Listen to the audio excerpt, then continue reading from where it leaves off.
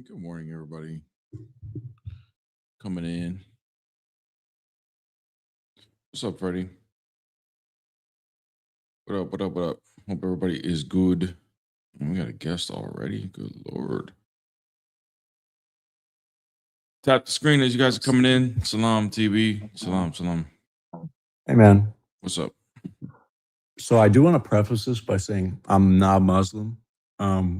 So like if you want to kick me, that's all good. I'm like I claim agnosticism.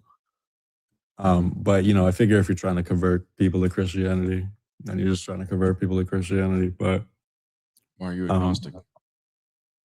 I don't necessarily think that Christianity is, and I know the whole thing about faith, but I don't see any, real things in Christianity. Like, I don't really believe that Jesus Christ was resurrected. I think that he was probably a real person, and I think he was crucified, but I don't think that he necessarily walked on water. I don't necessarily think that he turned water into wine. How do you explain the empty tomb then? Empty tomb? I mean, like, I just think that there wasn't an empty tomb. I think that the texts were, at least embellished heavily. Okay. So then this movement of Christianity that we know historically caused problems for the Romans and the Jewish leaders of the temple. If this movement of Christianity was solely based on him resurrecting, why didn't they produce a body just to kind of destroy this idea that he resurrected? I mean, more or less anything could have happened back then, and someone could have written down there was no body in the tomb. No, Lewis, did you hear what I just said? I don't know if you heard what I said. But I'm just saying, like, eyewitness counts from 2,000 years ago don't really hold much, Oh, really? Okay. So then how do you account for history at all? I mean, I think that a lot of history could be more or less, made up. I mean, the victors write history. So okay. A lot of it is probably... So how do you, well, that's what I'm asking. So then you're saying the historical method is just unreliable. I think that it is reliable to an extent. I think that, what do you mean to an extent? Like, what criteria are you using to say it isn't reliable? I think that things that could be based on facts and reason are relatively reliable if there's, data to back them up. But I don't think that... So let's use facts and reason, okay? Mm-hmm. We know for a fact that Judea was occupied by Rome. Do you have any dispute to that? Honestly, I'm not knowledgeable enough to... Then dude, you don't... Then how can you even make a claim that Jesus is not anything if you haven't even looked into this stuff? So here's what we know in the first century. What we know is Judea, which we know as Israel or Palestine, if you want to call it, was occupied by Rome. Does that sound unreasonable to you, or would you at least go along with it? Okay. So they were occupied by Rome. What they did they had a governor that basically controlled the whole area with smaller people under the governor that would control different areas of Israel or Judea. Okay. Well, the governor was in Jerusalem. His name was Pontius Pilate. His job was to keep the peace of the Jewish people, because historically, for centuries prior, the Jewish people kept revolting against their oppressors because they didn't want to worship any other gods and they wanted to keep their temple. So what the Romans ended up doing was saying, fine, we're going to occupy you. We're going to let you worship whoever you want to worship. And all we want to do is just tax you. That's all we're going to do. So that's the job of the governor. No revolt, no civil war, keep them at peace. Okay, that's number one. Number two, the Jewish leaders, their job was to be able to go along with Rome's requests so that Rome doesn't come in and destroy the temple. All right, that's what they're worried about. Because if there's any civil unrest, Rome's going to come in and they're just going to annihilate everybody. Okay? Mm-hmm. Now, Christianity was causing a civil unrest amongst the Jews in Jerusalem. The Jewish leaders did not want this civil unrest because they don't want Rome punishing them. And Rome doesn't want the civil unrest because all they want to do is just make money. So if this Christian movement was which we know caused a huge revolution, one of the biggest movements in human history, regardless of whether you believe it or not. Why wouldn't they just, if it's solely based on the resurrection, why wouldn't they just produce the body that you believe died on the cross in order to prove he didn't resurrect and then kill the movement? Why couldn't they do that? All right, let me go read up on this. All right, man. And I'll be See you back. later, All bro. right. All right. Wait. But are you gonna accept me? All right, man. See you later, bro. Have a good day. Have a good day. Yep. Early morning live, guys. Early morning. Early morning. I don't know how anybody can make a claim about anything about Christianity, but never looked into it. Never looked into the history. Never looked into the why. Never looked into anything. But I'm gonna say Christianity is just not believable, bro. Have you looked into it? Have you read anything about it? No. Okay. Well, maybe that's why it's not convincing right now, because you just haven't looked into it, dude. It's as simple as that. Early live, yes. Good morning, everybody. Good morning, Salam TV. Shabman, I think that's how you say it. What's up, Bear? What's up, brother? How are you? El Jefe, good morning, and God bless you. Romans were guarding his body because they knew he predicted his own death and resurrection. That's correct. Enigma, shalom. God bless you, brother. Joshua Allen on TikTok, thank you for the roses. Appreciate that very much. Tori, good morning, sister. God bless you. Alhamdulillah, Yeshua, glory to the Father and the Son and the Holy Spirit, now and forever to the ages of ages. Amen. And yesterday was a nice Pakistan. Yo, for real, man. I keep getting these guys from Pakistan. Caster, love you, Bear. Love you too, brother. Thank you so much for your support. Strike the like button if you fear disobedience from it. Yeah, chapter 4, verse 34 in the Holy Quran. In the Holy Quran. Just call me Shabs. All right, got you. Shabs. I don't know what this thing is on YouTube. We used to be able to look at people's like profile name. Now we look at like their nickname or whatever. Now it shows me like the whole username. Because like, for example, like right here it says Clyde. I know his name is Enigma because that was his name before, but now it's showing me like the whole username of the person on YouTube. I don't know why that is. It's kind of weird. I wish they would change it back. This was better the other way around. Anyways, shout out to everybody. Guys, do me a favor, tap the screen for me. After this guest, keep tapping the screen for me. After this guest, I gotta run and do something real quick. I messed up something with my coffee. What's up, Exit? You're live, and if you're away from TikTok, and mute your mic, bro. So, what was the topic? Muslims, why are you not Christian? Are you a Muslim? Yes, I am. There you go. Why are you not Christian? Why am I not? Because I was okay. So here's the thing. Let's get straight. This are you Muslim? No. Okay, then I don't have to do anything with you. Sorry about that. He wants nothing to do with me if I'm not a Muslim. Yeah, W's in the chat. Everybody tap the screen real quick. I'll be right back. I just got to do something real quick with my coffee. Be right back in 2 minutes.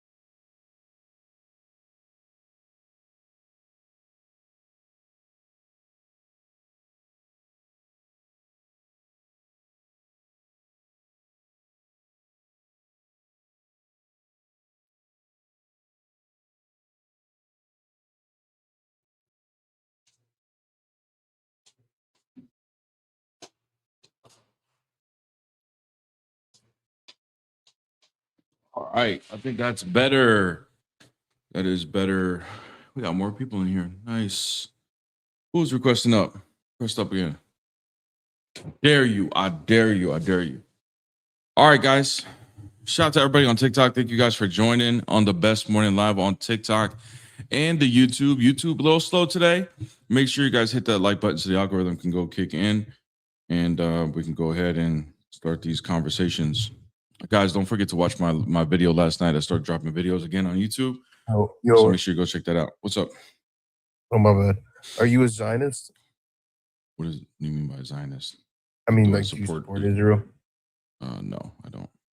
I'm glad you don't. I appreciate that. Yeah, bro, Christianity's nonsensical, bro. It doesn't make sense. What doesn't make sense about it? You got the logical problem of the Trinity. You got the lack of historical Well, let's go proof. one at a time. So what's the Okay. logical problem of the Trinity? 3 can't be 1. You can't square a circle. You can't circle a square. I don't think the squared circle is analogous to what we claim the Trinity is. Okay, then give me a better analogy. I'll steel man yours. Yeah, I mean, I'm just telling you the analogy you're using to say it's nonsensical is a category error. You not even what we literally believe. say 3 is 1 or 3 and 1, right? Yeah. So what's wrong with that? What's wrong with 3 persons being within one essence? What's wrong with that? When you introduce anything more than 1, you immediately negate the idea of there ever being 1. Okay. So then how many attributes does Allah have in his essence?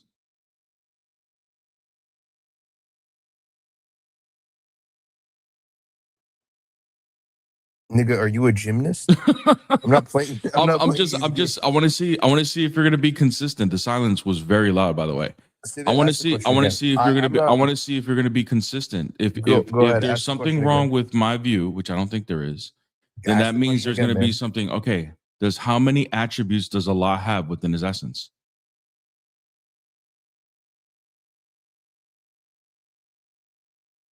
God is God, right? Does he have more than one attribute within his essence, bro? I'm not retarded like you. I don't understand what essence is. Okay, so then you don't know what an essence is. However, you're trying to refute the Trinity. You understand that in the Trinity, we believe there are 3 persons within one essence. Now, you as a Muslim believe there are 99 attributes within one essence.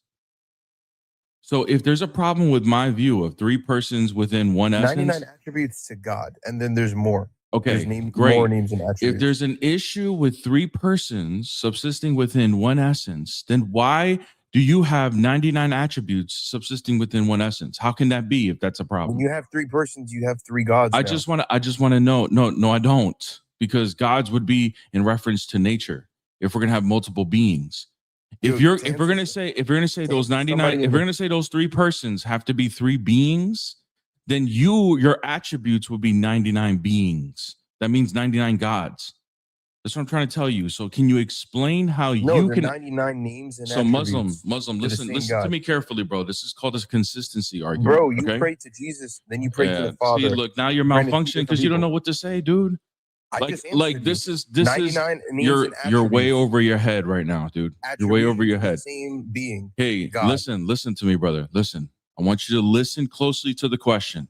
If 3 persons within one essence is an issue, then explain why 99 attributes within one essence is not an issue, please. Because they're attributed to one essence. And the persons are attributed to one essence. So what's the issue with 99 attributes? Or why is it not an issue with 99 attributes? That the Father does, bro. Yeah, they're different. Bro. You're way over your head, bro. Out of your league. Out of your league. Dude got stuck for like a smooth 30 seconds. Like, as soon as I asked him about the attributes, dude choked on his own argument. What's up? Hello? Hello. What's up? Yeah, so I'm not Christian because I believe the Trinity is illogical. Are you Muslim? Yes. Okay. What's illogical about the Trinity? Well, I believe it goes against the law of non-contradiction. Okay, how? So when you say the persons are not each other, but they're identical to God, I think using classical identity there would just show that there is some sort of individuation, which means they're not identical. We're talking about two different categories. We're talking about a hypostasis and a nature. Yeah, so Leibniz's law applies to all categories, so that's not relevant. That's not true. That's So not let's true. so let's use Leibniz. Let's use Leibniz's law. Let's use that. Okay. And what is that? What is Leibniz's law? Yeah, it's just going to be the law of identity, absolute identity. That's all it's going to be. No. So everything, if A has a certain set of properties and B has the same identical properties, then they're going to be identical. Right. So it quantifies over all. Was I right? Correct? Was I right about Leibniz's law? Well, in Is that what Leibniz's law? Yes. Yes or no? Sure. Thank you. So now the attributes of Allah, are they going to be identical to each other? That's just a two-quoque. I'm talking about. No, the Trinity. it's not. It's not a two-quoque because the only way it will be a two-quoque is if I would admit it's a problem. I don't think this is a problem for you guys metaphysically because we believe in the same thing. But you're saying that you're saying in the sense that no, we're brother. talking about Listen, why I'm not Christian. A two-quoque. Hold on, brother. That's not a two-quoque. A two-quoque would be that if you present a problem in my worldview and I flip it back without a rebuttal and say it's not a problem because you have the problem too. That's a two-quoque. No, it doesn't necessarily have to be a problem. Hold on. Yes, it does. In order for it to be two-quoque. No, the reason why this is not a two-quoque, if you allow me to finish, please, is because I don't see there a problem here, nor do I see a problem with you having 99 attributes within one essence of Allah. I don't have a problem with you guys having distinctions within one essence. But you have a problem with it within my worldview. So now I'm going to bring a consistency argument to see if you're going to be consistent. Otherwise, you're just special pleading, which will be right. I'll address this, and then we can move back to the Trinity because okay, good. Like you don't want to talk about the Trinity. I'm still on the Trinity, bro. I just want to see if you're going to be talking about my worldview. Yeah. No, of course, because you are bringing a challenge to my worldview that would be inconsistent with your own. So we're going to see. So this is just not consistent. All we're going to do right now is demonstrate whether you are honest with yourself or not, or this is the dishonest argument. Go ahead. So the difference between your view and my view is we don't make any claims of identity between Allah and his attributes. You guys do. So there would be a difference there. Okay. So when we talk about identity, again, what you defined as Leibniz's law that quantifies over all properties, right? All properties. That's what the universal quantifier is in logic. When you have the upside down A, that means it's quantifying over everything in that set. And the set here is properties. So you can't say it's different properties, therefore it doesn't apply because Leibniz's law applies over all properties. So you can go. Okay, good. Now, the attributes of Allah, are they distinct from each other? Yes. They are. Okay. Are they identical to Allah's essence? No. They're not identical to his essence. Are they a real distinction from Allah's essence? Yes. Okay. So are they a separate being from Allah's essence? Allah sustains them. I didn't ask that. Are they a separate being from Allah's essence? Wait, so sustaining would imply some type of existence there. So you did ask that. No, I didn't ask that. I said, are they a separate being from Allah's essence? Being denotes existence, no? Yes. So is it a separate being? So when I say when you say you could say I don't know what terminology you're using, and we could be talking past each other. You can either say yes or no, and then you can qualify it if you like. I did say yes. Is it a separate? Okay, so it is a separate being from Allah. No, I said that Allah sustains them, so I said no. Okay, so they're not a separate being from Allah. I don't believe they have their own ontology, so that wouldn't even apply. Okay, good. So the attributes are identical to the essence, correct? No. Okay. So if they're not identical to the essence, then what is the ontology of the attributes? I don't think the attributes have ontology. Good. Okay, so what are the attributes describing? They're just describing qualities of Allah. Qualities of Allah, which are where? What are the qualities? Where? Are you like some type of Platonist? Like, I don't think they have to exist. I just want to know what it's denoting. Like if the attributes are describing something, what is it describing something with ontology? Yeah, it's describing Allah who has ontology, but they themselves do not have ontology. So the attributes are describing his essence, right? Yeah, that doesn't mean they're identical to his essence. Okay, so they are describing his essence, right? Yeah, the descriptions. Okay, good. Are they real descriptions of his essence? What does it mean to be a real? Are they real? Does he actually have these attributes within his essence? Within his essence, I mean, he could have accidental properties as well. So, Your God can have accidental properties? of course, Okay, so his I'm a properties. neoclassical theist. Beautiful. Okay, so then his nature can then change. Do you know what accidental properties are? Yes, I do. Can his nature change? No, accidental properties apply outside of your nature. Good. Can his nature change? No, His nature can't change. Okay, good. So the attribute of loving, for example, is that something that's within his essence? No. It's not within his essence. It's outside of his essence. Yeah, it's a Cambridge External? property. It's Cambridge. It's a Cambridge property. Okay. Yes. So then it's not a real attribute then. It's not in his essence. No. Okay. So then when it says he's the most loving, what does that mean if it's not real? That's just describing his relation to others. So it's a relational property. Oh, okay. Is he eternally the most loving? No. He's not. It's not an eternal attribute. No, it's a Cambridge property. So It's something not in his is essence. it something he gains after creation?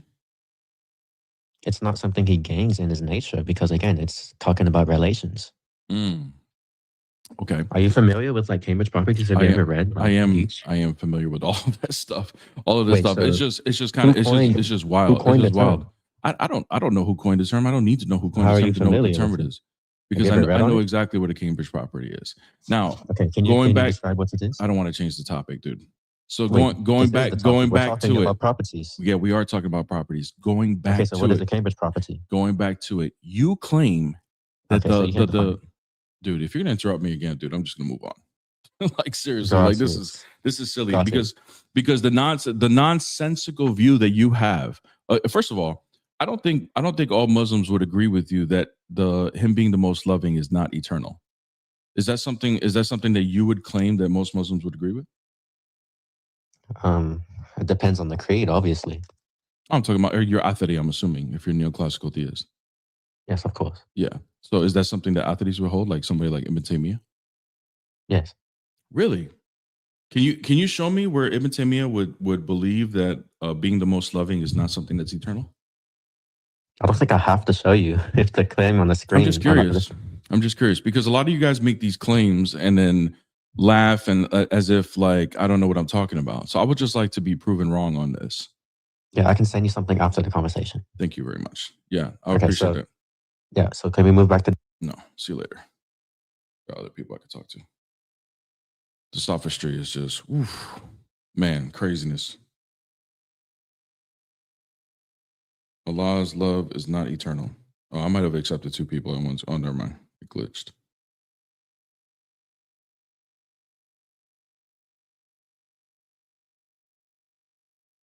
Hello. What's up? Yeah, I think I'm Muslim and I'm not Christian because of the LBT. Okay. What's wrong with you said you're Muslim or you're not Muslim? Yeah, I'm Muslim. Okay. Yeah. It sounds like you're trying to like hide your voice. Are you somebody that I know? No, I'm not hiding my voice. Okay. Sounds good. Go ahead. What's the logical problem? Yeah. Are you familiar with Richard Cartwright's argument? No. Okay. It's just the one that, so the 7 premises one. Do you know that one? No, but if we're going to go through 7 premises, no, thank you. Can you just get Well, to the problem? I can make it short. So, I mean, it's just, the Father is God, the Son is God, Holy Spirit's God, and they're not each other. And there's one God, and that's a contradiction. Okay, great. How? You said what? How? Yeah, because we're going to be assuming Leibniz's law. Okay. Why would this be an issue? You're just going to try to repeat the last guy's argument. Go ahead. Thank you for the money, guy, Frostbite. Thank you so much, man. I'm going to get you with the Wheezy in a second. Yeah. So like under the CCM with Leibniz's law, you're going to be committed to saying that if 2 terms agree on a property for any property, then they're identical. So if for example, like the Father is identical to God, then they share all the same properties. And yet, when we speak of God, we're not speaking of the Father because we can speak of the Son.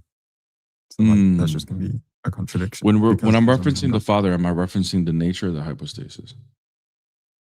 What would be all properties, right? So it'd be both. Well, all properties for category, right? Yeah. Okay. So when we're talking about the category I'm talking about here, when I reference the Father, am I talking about the hypostasis as a category or the nature? Under Leibniz law, you'd have to be forced to both. Why do I need to be forced under Leibniz law? Like, what is that, Sharia law or something? Like, why do I need to be forced under that? Are you asking why is it the case under Leibniz law? Why are you forcing me into whatever it is that you're trying to get me into? I just want to know if I'm talking about a category and I'm referenced the Father, which category am I referencing? Am I referencing the hypostasis or the nature? Well, you'd want to be. I would like for you to answer that question. That'll be nice. Yeah, you'd be wanting to say it's the hypostasis. Thank you. Is that not true? That I wouldn't be referencing the hypostasis?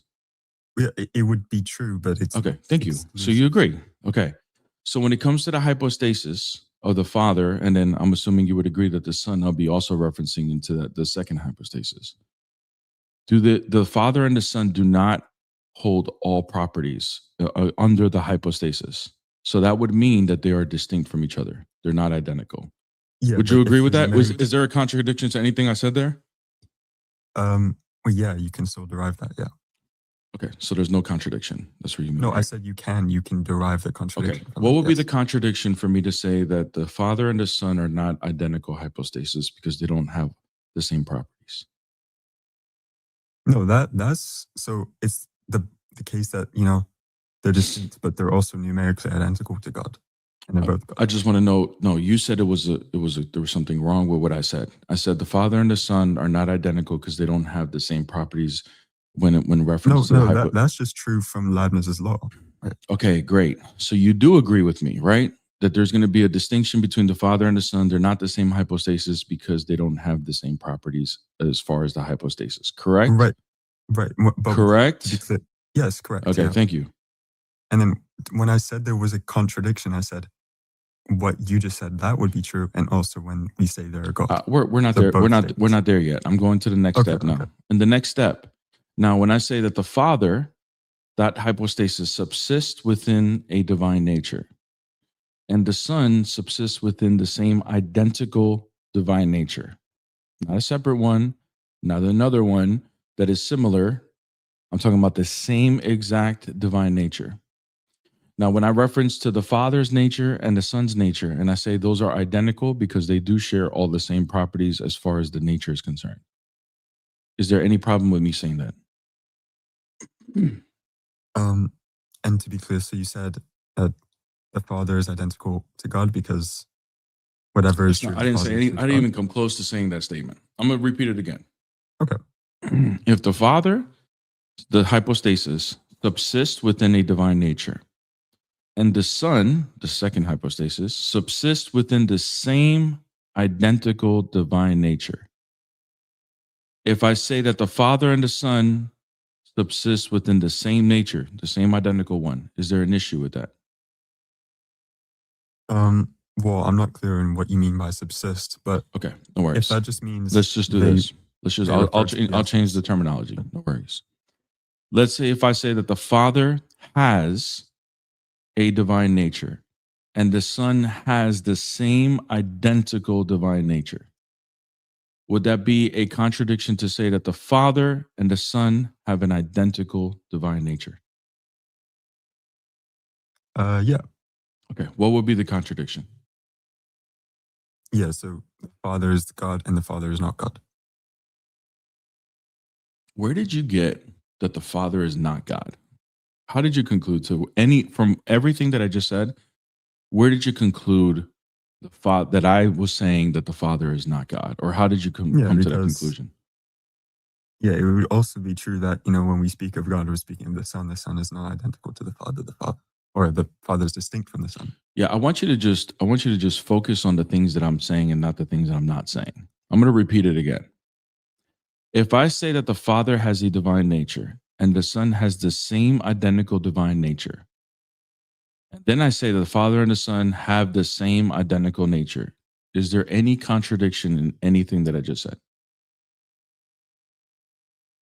Yeah, it's the same one I gave you. Okay. Can you repeat back what I just said? Yeah, the Father has the divine nature and the Son has the identical divine nature. Okay. And then the Father and the Son have this, then the conclusion, the Father and the Son have the same identical nature. Is there a contradiction in anything that I just said? Well, yeah, there would be a contradiction if you add in the fact that. I'm or not you adding consume- anything. In anything that I just said, is there a contradiction? Okay, well, in that, no, because it's not clear then. Thank you. What's Thank being you. said. So it's not a contradiction in what I said. Okay. So now, according to me, according to Trinitarians, we believe that there's no contradiction because we're talking about a nature and a hypostasis. Those are two different categories. And even using your Leibniz law, I was able to show that there's no contradiction here. So No. where's the logical problem? I'm waiting to. I'm Yeah, trying to see so, what the I mean, issue is. this is kind of what you're doing, right? So you've asked me, okay, well, can we say, P and Q? And then can we also say not P and Q? And then you asked me, well, standalone, can P and Q be true? I said yes. And then you said, okay, well, standalone cannot P and Q be true? And I said yes. But the whole point is that we'd be saying, P and Q and not P and Q. Right? That would kind of be the gist of the contradiction. So when you just say standalone, the Father is God and the Son is God, Mhm. And they're not each other. Or sorry, just the Father is God and the Son is God. There's not a contradiction there, but it's when we add in they're not each other. That's when you get the contradiction. Yeah, when we're talking about they're not each other. Is that in reference to the nature or the hypostasis? It would be both under the law. No, why would it be both? Yeah, because it's unrestricted. You're speaking about all types of properties. Why would I need to be restricted? No, it's unrestricted, right? I know that you're trying to say that you're trying to restrict me into using. You're trying to restrict me into conflating hypostasis and nature together. No, I'm unrestricting. I'm not restricting it. Okay, what are you unrestricting exactly? Yeah, that it would just be quantifying over all types of properties. Okay, so you are conflating nature and hypostasis, right? You're putting them together. Well, if they're numerically identical, yeah, they'd collapse. Okay, thank you. So why would I have to, when I'm explaining the Trinity, why would I have to conflate them together? Because the law forces you to do that. What law forces me to do this? Leibniz's law. I just told you. Why do I need to adhere to Leibniz's law? Why? Well, then it just seems like Hold on. Is Leibniz your God? No. Okay. So why do I need to adhere to this law? What the point is that the CCM is, it seems to succeed if you accept the first premise. The modus ponens just seems to go through. What? I'm still trying to wait and see why. First of all, I use Leibniz's law to talk about the categories between the hypostasis and the nature. Now, for some reason, you want me to conflate the two. And I'm trying to figure out, why do I need to do that? Why do I need to do that in order to prove, why do I need to follow these rules that you're trying to put on top of it? Well, it's not so much as saying the Trinity is false. It's just saying that the Trinity isn't, possible under classical. That's not true. But that's not true. That's not true, though, because when I'm talking about each category, as far as the hypostasis and the nature, you even concluded there's no contradiction in what I said. But when you hold on, brother, hold on.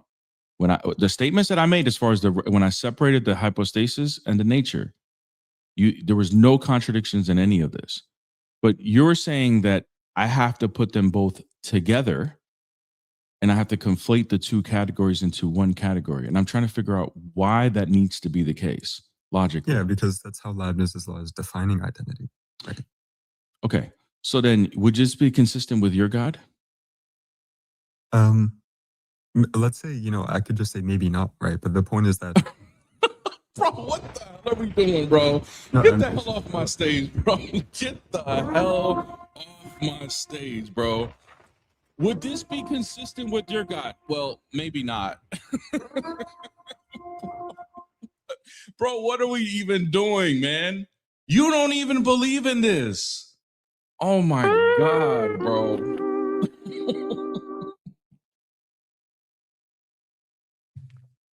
I didn't know the conversation was just gonna implode like that in just one simple question. I thought he was gonna say, yeah, I think this is consistent. And then I was gonna test it. This dude admitted this is not even something he would hold for his own God, bro. What the hell? Oh my God, bro. What like dealing with these people sometimes, bro, are just it's just insanity, man. It's like, Yeah, hello. what's up? How old are you? I'm 18. What year were you born? 2007. All right. Are you Muslim? Yeah, I just have a question about Jesus being God. Like, how would you deal with Mark 10:18? Just curious. Yeah, he was just testing the young rich ruler. Yeah, so why does our four church fathers that kept life says it's for the Father alone? Would that be problematic if Jesus lacks his essential property? No, that wouldn't be problematic because the fathers that are mentioning that, what they're talking about is a monarchical view of the Trinity, which wouldn't be a problem in our view. So, But externally, so that would be just an internal relationship within its being. But externally, from like as far as me as creation, and so the Son is good just as the Father is. yeah, I would just deny that because Based on what? You can deny it, but like substantiate. from your earliest attestation from that, like the Clement homilies or like the Hippolytus, Justin Martyr, Irenaeus, etc. So You would hold on. You just quoted a bunch of letters. No, Substantiate why you would just deny what I just said. Yeah, because your church fathers disagrees with you. That's why. Okay, based on what? Like what exactly? First of all, what was my position that they disagree with? Can you restate? First of all, I just want to make sure you're just not just blurting stuff. Can you state my position that the church fathers disagree with me on? Yeah, you think this shows monarchical Trinitarianism when the church fathers before the Council of Nicaea did not teach that. Okay, so monarchical. What do I mean by monarchical Trinitarianism? What do I mean by that? Yeah, the Father is the ultimate head source. Yeah, he's the fountain. Okay, he's the fountain, and that's based on what? Because I made a distinction as to what I mean by that. On properties. No, that's not what I said. By that, then I didn't. I said it's okay. Good, you're not tracking. So when it comes to the internal relationship between the Father and the Son, as far as their hypostasis internally, yes, the fathers would describe as the Father being the source and the fountainhead, but that's an internal relationship. As far as externally, which by the way, we don't just take church fathers by themselves, we take the church altogether. Externally, that the Father and the Son and the Holy Spirit would be good. They share the same nature. Okay.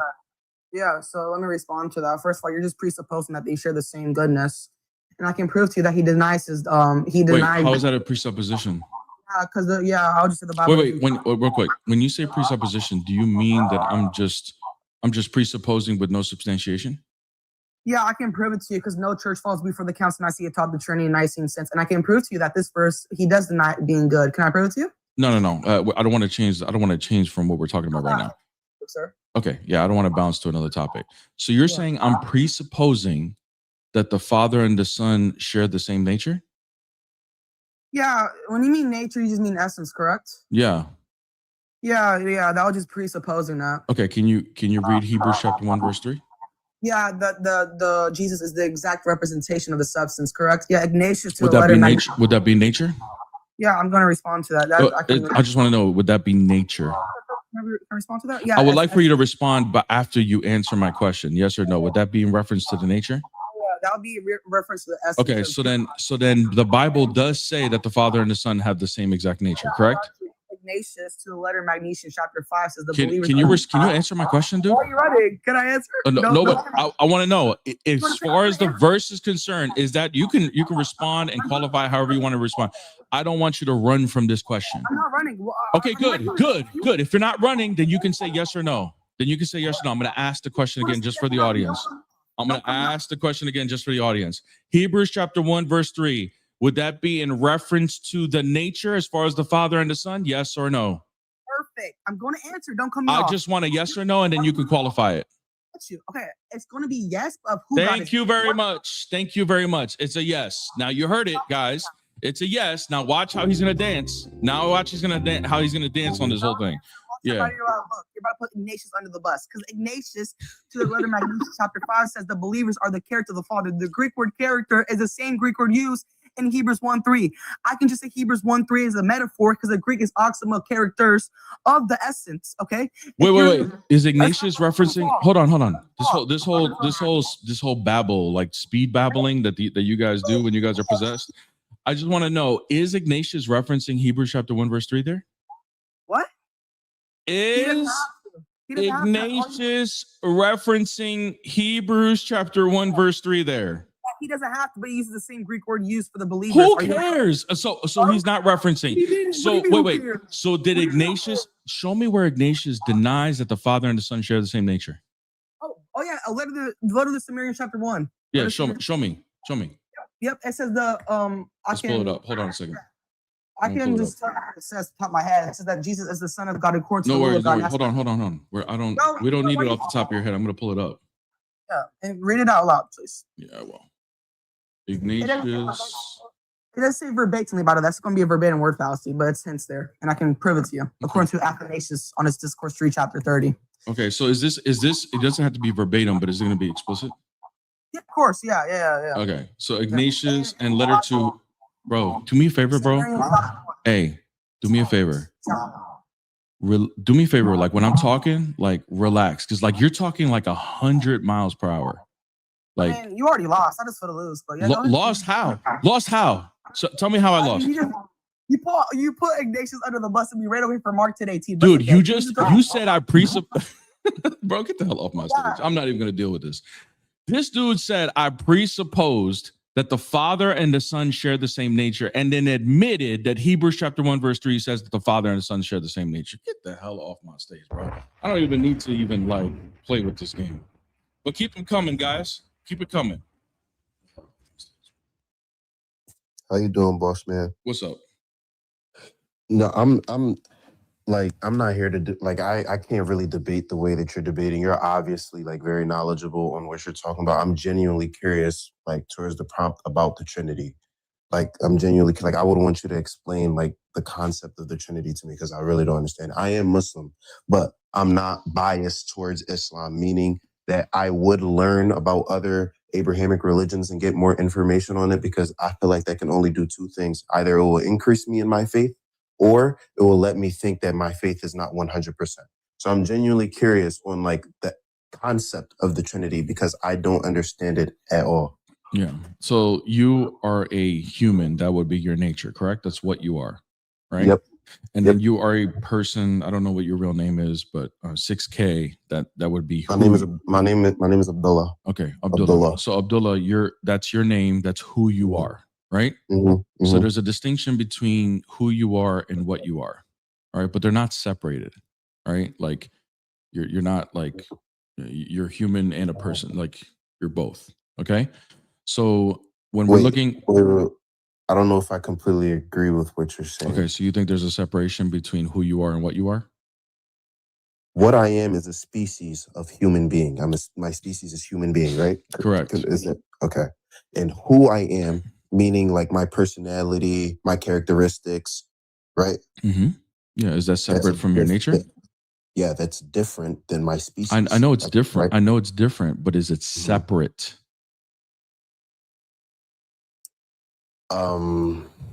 I guess He's basically saying, is it possible to be a human being without also being a person? Okay, I don't mean to, I'm not trying to change the topic or anything, right? But this is just the contention that I would make, right? Because obviously, Dude, there shouldn't be but 6K, there shouldn't be any contention here. Like everybody agreed, like nobody would disagree with this. No, not even Muslims. I haven't even brought the Trinity yet. I know I'm not even talking about the Trinity, but I'm just saying even the concept that you're trying to present right now, like me being a human being and like that being different. Like I don't understand. Like break it down more because I'm I said, I'm not trying to really argue. I'm really trying to learn. You do agree. You already agreed that there's a difference between who you are and what you are, right? Yeah, there's a difference. Yeah. Okay. Yep. Yeah, like I wouldn't like if we were like in real life, we'd go have coffee. I wouldn't reference you as a human. Hey, human, come here. Let's have. I would reference you as far as who you are. Correct. Exactly. Okay. There's a difference between who you are and what you are, but they're not separated. They're together, right? because who you are is Abdullah, but you are a human being. There's not a separation there. It's just a distinction. Okay, I see what you're saying. Okay, like you can't be who you are and then not be human, right? Okay. All right. So then, now that we understand the difference between person and nature, okay. So when we're referencing God, is going to be one divine nature, because there's only one God, one being of God. However, he's not limited to being one person like you and I are. We're both humans, one nature, one person. You know, I'm Bear, you're 6K, right? One person. We're not multiple persons within one human nature. God's not limited to being just one person. He exists as three persons within one divine nature. Those three persons are distinct from each other because they're three different who's, but they're the same what, the same nature. So that would be the Trinity, oversimplified. Okay, now I would ask, this would be my my second question then. Okay, so I kind of grasped what you're trying to get at, but I still didn't at the same time. But for the sake of argument, right, I would ask, right, that my contention would be, right, obviously I see what you're doing. You want to I don't know, convince or persuade people to come to Christianity or why they should be Christian or whatever the case may be, right? Me being Muslim, right? In Islam, we have something called Tawheed Uluhiyah, Tawheed Rububiyyah, and Tawheed Asma wa Sifat. And it basically just singles out God or Allah subhanahu wa ta'ala and his oneness and why we worship him alone with no other partners. The simplicity of that is attractive. And I would make the contention that's why a lot of people convert to Islam. So as me That being doesn't a make Muslim, it true though, does it? Just no, it's simple? let me land the plane. Me being Muslim, right? Me being Muslim and believing in Tawheed and believing in one God and believing in no partners with God, that I don't know what he looks like. He's above the heavens. I don't know what he looks like, nothing, but I just believe in one God. Why would, like, what is the evidence? What would be the evidence that you... It can't be possible. Your God just being one person and not multi-personal. He's not a person. When I say person, I don't mean a human. I mean person just meaning a being that has rationality, right? So, like, if I'm using it person in that sense, you do believe God is, I mean, Allah is rational, right? He critically thinks. He, you know, he has a he is a who, right? Okay, so he is just one person, right? Him being one person, not multi-personal like the Trinity, just wouldn't make sense, because you would claim that Allah has 99 attributes that are eternal, correct? Correct. And one of them being the most loving, correct? Correct. Okay, then the question would be, if that's eternal, meaning that there's no beginning to when he was the most loving, then that means before creation existed, he had to have been loving. The question is, though, who was he loving before creation? Why did he have to, like, for example, another name is one of Allah subhanahu wa ta'ala's names is the most merciful. Who would he have mercy on? Who would he have mercy on before creation? That's not a question for me, it's a question for you. But the Quran was presented for human beings. Those 99 names were presented inside of the Quran. So he wouldn't have to have those eternal attributes for anyone else until the Quran was presented to human beings. If the 99 attributes are eternal, then that means they need to be within his nature. Would you agree? They can be yeah, I agree. They can be within his nature, but I'm saying us as human beings in our interpretation, those 99 names were presented after the Quran's revelation. So then you're saying that he had the ability for these attributes, but after creation, that's when he started using them? That's not what I'm saying. I'm saying that's when it was revealed to us. Yeah, I don't care, but I don't know why we're talking about that. I'm asking, as far as him being a unipersonal God, if he is the most loving eternally, that means he was the most loving before creation, correct? Correct. So who was he loving before creation? But that's the question that I'm trying to ask you back. I'm confused because I'm saying, I don't know why you're asking me back a question. What's the answer to this question? This is why your God is illogical. I don't, and I would ask a question about that too. Your God, when we say, do you believe that Islam is an Abrahamic religion? No. See, but I've heard this before, but it's like, who decides if it's an Abrahamic religion? I don't know why. Well, if it's a false false religion, just because it claims to be Abrahamic, then it would not be an Abrahamic religion. But just because, even though it claims to be. But brother, I don't know why we're changing the topic as far as No, Abrahamic I'm not. religions. I'm not I trying want to. to I'm not I want trying to to change stay the right topic. Like I here. said, I want to stay right like, here. like I said, I'm I would just genuinely like to trying to know, let's learn. critically, if you don't know the answer, that's okay. I'm not trying to get a gotcha moment on you. Let's just think about this critically. Before Mhm. all of creation, the only thing that exists is Allah. Would you agree? Allah, and He created Al Kalam, yeah, and then okay, yeah, it was just Before Allah all subhanahu. creation, like Yes, all of it. yes, Okay. yes. The only thing that would exist as a being would be Allah. Okay. Mhm. So then who was he loving before creation? Well, there's nothing else to love. So how can he be eternally loving? Okay, can I like attempt to answer the question I'm waiting, but I'm to the I'm just best of laying I'm my laying to it the out. best Yeah. of my ability to the best of my ability without you interrupting? Okay. I don't think I interrupted you at all, other than trying to get you back on topic. But yeah, go ahead. Okay, all right, you're right. You didn't interrupt me. You was trying to get me back on topic. Okay, so to my understanding, the same way how, like, for example, in Christianity, God having three different like the Holy Spirit, the Father, and the Son. That's because he's God. God is able to do that, right? Because he's God. And then someone in the comments even responded to one of the comments that I made saying that because that is God and that goes beyond human comprehension, he used that argument to justify why God could be 3 in 1, why Jesus could be 6K. What was my sacrificed. question, dude? We're So off no, topic no. again. So I'm that's what I'm saying. I'm landing the plane. Okay, good. So Before you I'm land saying, the plane, what was my make before you could land I- the plane? What was my question? Just to make sure you were on the same how page. could God be how could he be all loving? How could his all loving be eternal if there was no other creation Thank you. before human Okay, go beings, ahead. right? Finish land your plane. Okay. So now I'm saying if Christians can make the contention that because it goes beyond our comprehension of God being 3 in 1 and so on and so forth, and we don't have to understand why God has to have the Holy Spirit and the Son and the Father, wouldn't I be able to also make the contention that it goes beyond our quote unquote comprehension that God was all loving and it's still eternal before human beings?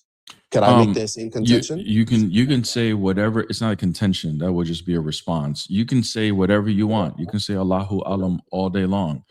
Here's the issue though. If you don't have an issue with this problem, then you shouldn't have an issue with the Trinity. Exactly. If you're going to go ahead and say I don't need to explain all this, it could just be if it's just a brute fact, meaning you don't. It's just true and it requires no explanation. Then I can just say the Trinity is a brute fact also. And now my question is, why not Christianity now? Now you've just dismissed the Trinity all out the way. Now I don't want you to answer that question. That was just rhetorical. But that would be the issue. Now, the problem is if you can't contend against the logical problem of the Trinity and so forth, and your response is like what you just said, like I don't have any explanation, then like why would I even take Islam to be serious if you don't have an explanation for any of this? But that's what this is the next point that I would or the next question that I would ask. I don't think, I mean, you could disagree with me. You probably will disagree with me, but you're hinging your argument on the fact of God being his love being eternal. But how was it eternal if there was no creation before human beings, right? But if you want to make that comparison to the concept of the Trinity, saying if I can't accept that, then I also have to say that the Trinity is a brute fact. I don't think those two things are comparable. I feel like the Trinity is much more complex than the idea of Who God's cares? love Complex being doesn't make it eternal less before. false. Like, dude, don't you expect? Do you expect That an eternal That being? argument. Wait, I haven't called Christianity a false religion. You said Islam is a false religion, but you're hinging that off of the idea of. I mean, just I do believe Islam is a false religion. This would be Okay, this but would be like Tawheed has way more logical problems. Well, I don't think the Trinity has any logical problems, but Tawheed has a plethora of logical problems. This is just the Can most you name some, please? I just did. This is the most simplistic argument that there is for anybody who doesn't even understand philosophy can understand. If he is eternally loving, if he's eternally loving, loving is a relational action. Would you agree? Yes. Okay. So relational requires two at minimum. So if Allah is eternally loving, meaning he was loving even prior to creation existing, who was he loving?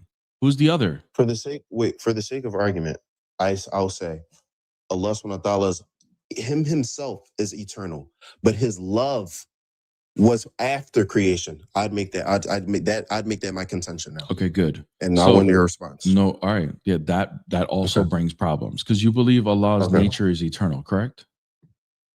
I believe Allah subhanahu wa ta'ala himself, yes, he's eternal. Okay. Yes. Okay, so eternal means, just to clarify, no beginning, no end, correct? Exactly. Okay. Yep. So is there a beginning within his nature where he began to love? Is there a beginning in his nature when he Like began to love? did he begin to love in his nature? When he created mankind, I'd say when he created mankind. So now you just made a contradiction. Contradictions can't exist. How is that a contradiction? Because if his nature has no beginning, how does his nature begin to love? That's a contradiction. Wait, this is exactly what I said. I said Allah subhanahu wa ta'ala himself, the essence of Allah subhanahu wa ta'ala, God, right? Yeah. I made the contention that he himself is eternal. Okay. Now his attributes, him being the most merciful, him being the protector, those are all linked to mankind. So I said that he himself is eternal, but those attributes came into play after the creation. Okay. How is that a contradiction? Good. So if his actions have a beginning within time, something not actions, attributes. Okay. If the attributes have a beginning, okay, that's what you're saying, right? Wait, hold on. Wait. Oh my God. Wait, can I clarify first? Go ahead. For me to clarify, this is what I'm going to clarify by saying this. He himself is eternal. Those attributes he already had, but they come into play after the creation. Beautiful.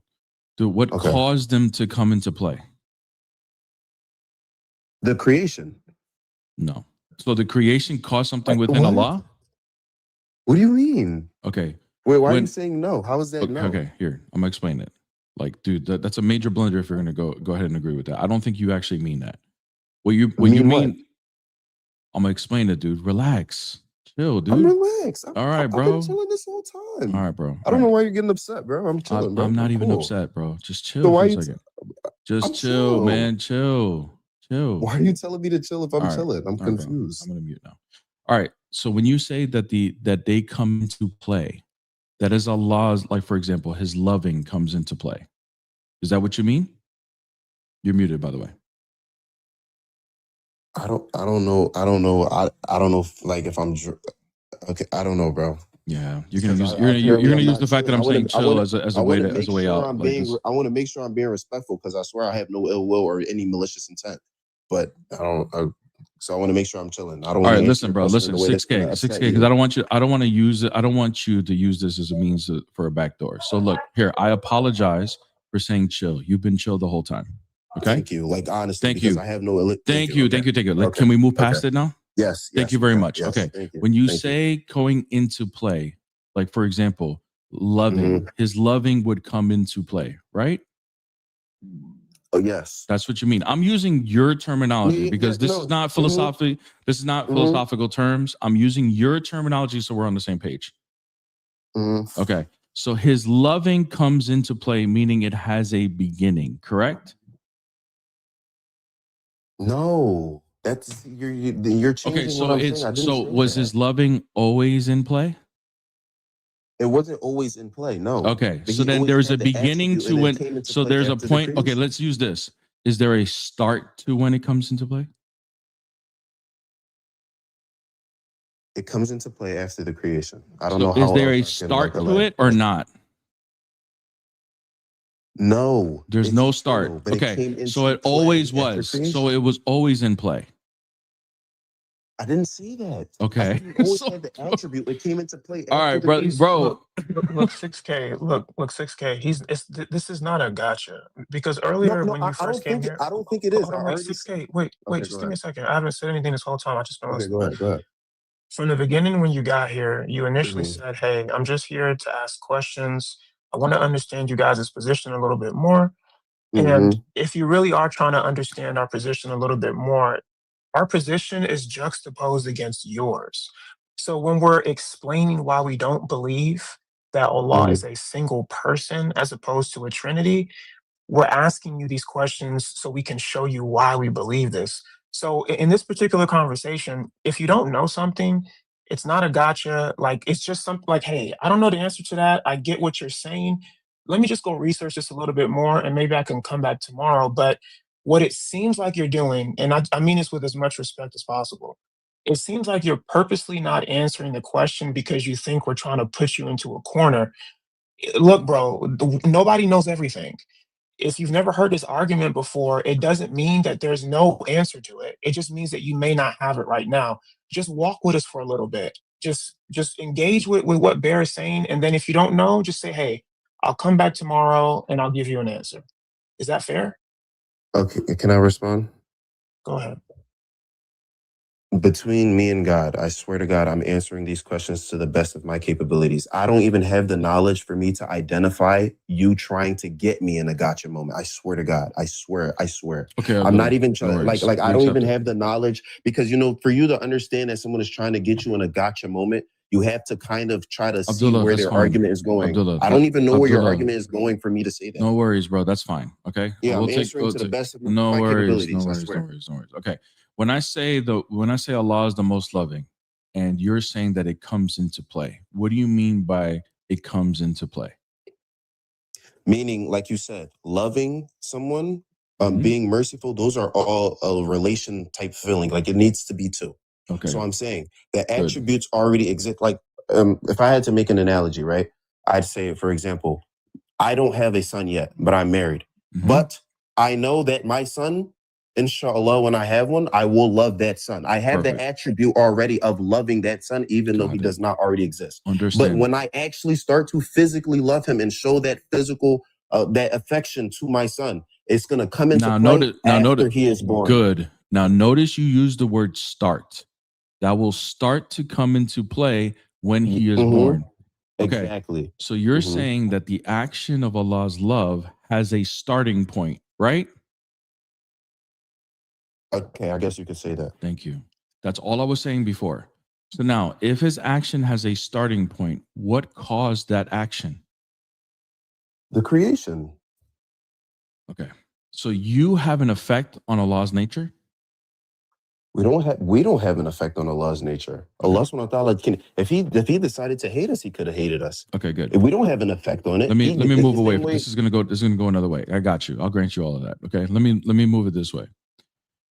For him to love, that ability is within his nature, right? Mm-hmm. Did the ability cause that loving action to start? Elaborate on that, please. I genuinely didn't understand what you meant. So you said you have the ability to love right now your future son, correct? Mm-hmm. Mm-hmm. That ability Like I is already within have you. that. Not even that ability. I have that attribute already, not the ability. I already have All right, it. bro. You have the attribute, even though it's not Okay. being used to love your son right now. You Mhm. have the attribute, right? Mm-hmm. When your son is born, you through your attribute will be able to start loving your son because he's born now, correct? The physical, like actually loving him, yes, that's when it will come into play when he's actually born. And But that's I already have. okay. Mhm. And the cause of you being able to commit that action is from your nature, right? No, from him being born. Dude, the ability or the attribute is in your nature, right? Mm-hmm. Okay. When he is born, Mm-hmm. the cause of that action is coming from your nature because of your son, right? Mm-hmm. Okay. But so no, see, that's not what I'm saying. You want me to agree with what you're dude, this saying. is but not that's what I'm even saying. I this don't is not agree. even like, dude, this is not even like a No, debate point, bro. Like this is I don't think something it is, Muslims but and I'm just Christians saying would this is not something even that we. disagree on. Your abilities to do these actions come from your nature, dude. Like your And that's what ability I'm to, trying. if you had no human I nature, can you love your son? if I had no human nature, I could not. Thank you. So the ability comes from your nature, right? But if he did not exist, I couldn't love him. Okay, I Like, if he understand. I'm doesn't, if granting he, you that, bro. That's going to be honestly, like that point right there is why Allah can't exist, is that he's dependent on creation. But that's another, okay, that's another point. But Allah cannot love without his nature, can he? What does that mean? He cannot love All right, without man. his nature. See you later, bro. Have a good day, bro. This is craziness, bro. Mm. This is just like, sometimes you just can't help stupid, bro. It is what it is, man. Let's move on. Can't do it. What's up? Hi, How old are you? 15. What's up? Yo, Yes. what's up? Can you hear me? Oh, sorry. Sorry. Oh, Yeah, no, I can go hear you. ahead. What's up? Yeah, Jesus is God. I would say no, of course. According to the Bible, he's not. You want to know that? Okay. You want to know the evidence? Sure. Yeah, there's many verses. We start with the most. I would say the Trinitarian nightmare, in my opinion. John 17:3. You know, Jesus himself is talking, not John, not Matthew. Jesus himself is saying the Father is the only true God. When someone say the only, that means there is no room for other, right? So the Father is the only true God. Simple as that. Jesus himself saying that. I don't disagree that the Father is the only true Okay, God. if you don't disagree, then fine. Yeah, so you gotta be a Muslim now. Thank you very much. You just proved my point. So, Truth, you say it's a Trinitarian nightmare. From a Trinitarian point of view, we would believe there's only one divine nature, right? You would at least What you at did least you agree say? with that, right? Since Yeah, you're there's only saying, there's let only me one repeat God. it again. No, Since there's only one God, which is the Father, yeah, okay, according to got the it. Bible. So, Truth, when it comes to the Trinitarian paradigm, we believe there's only one God as far as the divine nature, correct? The Trinitarian paradigm is not existing in the Bible. That's my argument. Truth, you said that John 17:3 is a Trinitarian nightmare. I want to know, that means you know that even through the Trinitarian view, this would be nonsensical, right? That's what your No, claim would be. no. My point So is then you're saying John you're not 17:3 makes sense with the Trinity? okay. You're not tracking. Okay, keep tracking, please. I don't Okay, think you're tracking. Like, you're answer not this. tracking. Let me tell Hold you on. something. Let me make sure I'm not tracking by answering this one question. Do you think Man, John 17:3 makes the Trinity nonsensical? yes, that's Okay. exactly my point. So then I am tracking with you. You think that the Trinity doesn't coincide with John 17:3, right? Because the Trinity means three persons. This one is saying With God is one person. Don't just stop there. 3 persons and what? It doesn't say that. You see, that's your paradigm. You're using your own doctrine now. You see how you're Truth. trying to. You're challenging my paradigm. So I would imagine that if somebody's going to come and challenge my paradigm, they would at least know it, right? Okay, show me how this verse doesn't contradict the Trinity. I'm trying, but I want to see if you understand even the Trinity to begin with. I So know the we Trinity, believe in bro. 3 We know it. persons We within know. what? Yeah, one God. We know. Okay, one nature, right? Yeah, one nature, but that doesn't exist. That's my point, though, in the Okay. text. So That's as far no worries. So as far as let me ask you this. As far as the Trinitarians are concerned, do we believe that the Father, the Son, and the Holy Spirit are the same God?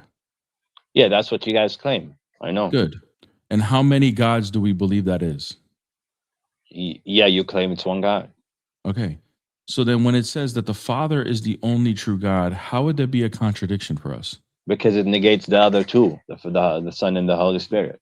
How? Because if he's a father, that means he was eternally a father, right? You're twisting the verse, bro. No, I'm not. Twisting. This is John That's 17:3. Is John 17:3 in reference to the Father?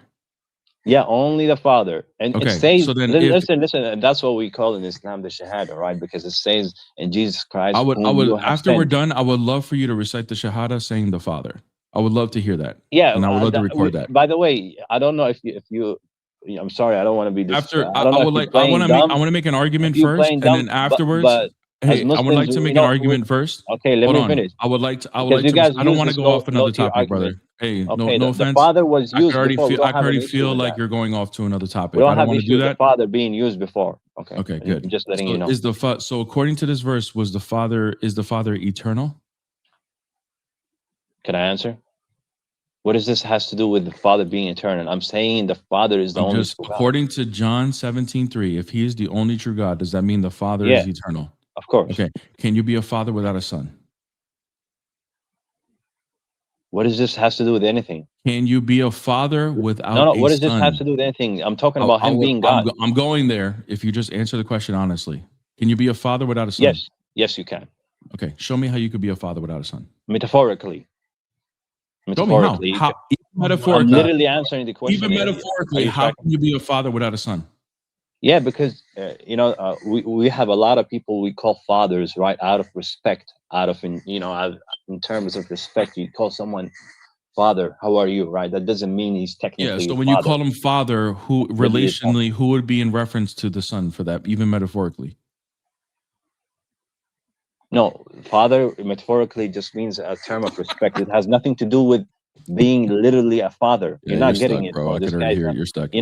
He's trying to kick me because every time someone schools him, he kicks him. You see, I'm the guys, one getting it's schooled. like he You're the did the one. last You're the guy. one. All right, here. Let's see. Let's use the metaphor. Because Okay. you're not.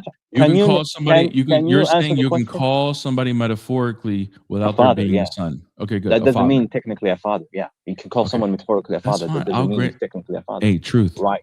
I'll grant that to you. Okay. So how can you call somebody a father metaphorically without there being a metaphorical son? Exactly. You can be a metaphorical son, but that doesn't mean little son. That's the point. Can you give me a real life example of this, of what you're I referencing? just told you, like, for someone, for example, if you're in a village and for example, there's a person that everyone respects, they call him a father, in terms of respect. That doesn't mean he's technically a father to these people, or they're I got actually you. their son. It's not a biological father. But if these people are calling him father, would then this person that's metaphorically being called father view them as his sons or his Metaphorically, children? yes. Okay. Metaphorically. So you cannot have one without the other, correct? Metaphorically. If there were no people in this village and only that one person, can he be called father? No. Okay. Yeah. So then father is a relational term. So if You can he's say it's eternal, relation, but it's metaphorically. okay, good. So in John 17:3, You're if the trying, dude. father, You're trying. in John 17:3, if the father is eternally a father, then that would mean that there is eternally a son, even if you want to say metaphorically, right? John 17:3 is not talking about that. It's talking about him being the only true God, though. Why are you Can you trying answer to my run what was from my this? question? Why are you Can you trying to repeat run back from my this? question? You're trying to run from I'm this. literally right on This has John nothing to do with 17:3. the relational. If he's eternally a father, which you admitted, then who would be eternally the son? Everyone else, like the. Get the hell out of here, bro. Dude. Yeah, like guys, I'm not understanding why you're. Well, I am understanding why, but I want you all to see it. Like, you realize that if you just agree with us on our position, it doesn't mean that you adopt our position. So, like, for instance, if the scriptures say something, or if something is logically coherent, like the question Bear was just asking, how can you be eternal and eternally be called a father without eternally having a son? Your position is not now false because you say, yeah, that makes sense. Like, I'm not understanding why you guys fight us on every twist. It's a pride thing, bro. It's a pride thing, because it's like, dang, okay, John 17:3. Then you have to admit John 17:3 does fit the Trinity paradigm, even though I don't agree with it. Like, what's the issue with admitting that other than just being humble? Like this guy looks 6K. Can you request again? I'll if Bear will allow me, I'll try to engage with you, because I think you're close. I think that you're willing to understand. I don't think so, bro. It's a waste of time. But you got to get over this pride thing. Like the majority of you guys do this, man, and it's like, look, it's not that deep. I think that you guys. I mean, no, I could be wrong, but like I said, when I came up here, I was completely honest. I genuinely said, I'm here to learn. And you think that I'm trying to fight with you. I'm really not trying to fight with you. I just don't understand what you're saying. And Okay, you think that 6K, I'm let's trying to see fight then. and It's disagree. fine. But Let's like, start this is over. comical. Every time someone he gets Okay, frustrated, 6K. drop. Like, bro, what is this, bro? Are you trying to educate or? 6K. It's okay. Let's start over. Okay, what is difficult for you to understand about our position? No, it's not. That's the thing. There's nothing. I wasn't even like where we left off wasn't even about me not understanding your position. It's just that he was trying to force me to agree with something that I did not agree with, and that's not me fighting with you. It's just that I don't understand. I don't agree with that position. I believe that Allah subhanahu wa ta'ala already had the attribute, but it came into play after the creation. I know. Look, okay, let's look at it like this. Do you know what a false dichotomy is? I do not. Okay. A false dichotomy is when there's an illusion of there only being two options when really there exists a third. So in this particular situation, Bear was asking you, either it starts or it doesn't start. The way that you're looking at it is like, okay, well, that's a false dichotomy because I'm not saying that it's starting. But then when we ask you, okay, so if it doesn't start, then it always was there, and you say no. So we're trying to understand, is there something? Okay, let's start over then.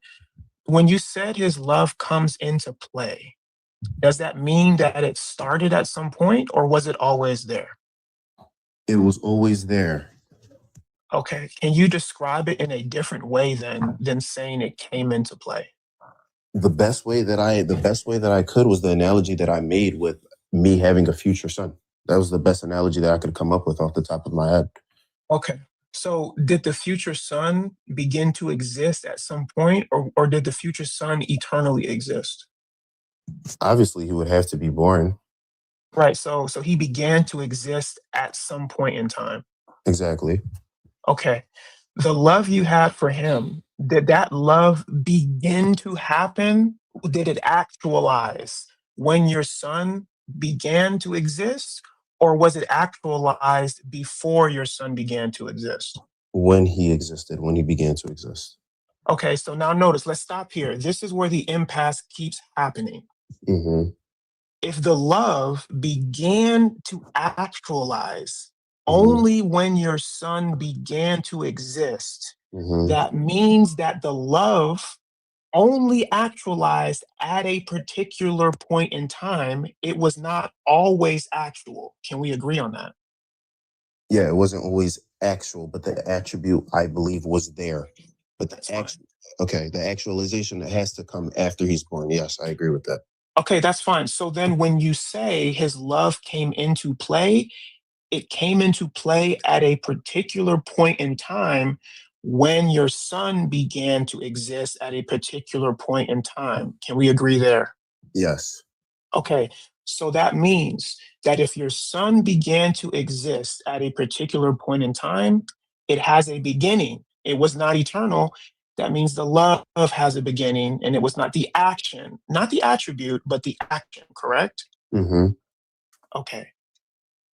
So now we're all on the same page. Bear, do you want to continue the conversation with him? Before we even continue, I don't know what your name is, but thank you for actually, being patient and I don't know why this had to be I was not on any malicious intent or ill will. Thank you for being patient and trying to actually elaborate on your point instead of getting frustrated and just dropping. But if he wants to continue, he can, but What caused the action? The son being born. Okay. So then the attribute that brings forth the action and the son being born is what actualized it, right? Mm-hmm. Okay. So then did the attribute go from not actualizing to actualizing? Yeah. Okay. And the attributes within his nature, correct? The attribute. Mm-hmm. Okay. That means that within Allah's nature, there is a beginning of an actualization. Yeah. I already said that after the creation. Yeah. Is his nature eternal? When you say his nature, are you referring to his Allah's nature? or Allah's nature is that is himself. Is he not his nature? Uh-huh. Mm-hmm. Okay. So is it eternal? Yes, that's what I'm saying. Yeah. Allah SWT, yes, he's eternal. Okay. Yes, so that means he's his eternal, nature yes. has no beginning, correct? Yes. But now you're just affirming that there's a beginning to the actualization of one of his attributes in his nature. But I've been said that though. I said Allah I know that. himself. I believe himself is eternal. I got you. But I believe the edge. That's a contradiction. Okay. So but contradiction. I don't understand. Okay, can you explain to me how that is a contradiction then? Look, 6K. He's saying Explain how that is a contradiction. I'm gonna explain it to you. Do you believe that God changes? Do I believe that God changes? No. He Okay. can. I believe he could do whatever he wants. But he can't change though, right? I mean, from your standpoint, didn't God turn into a man?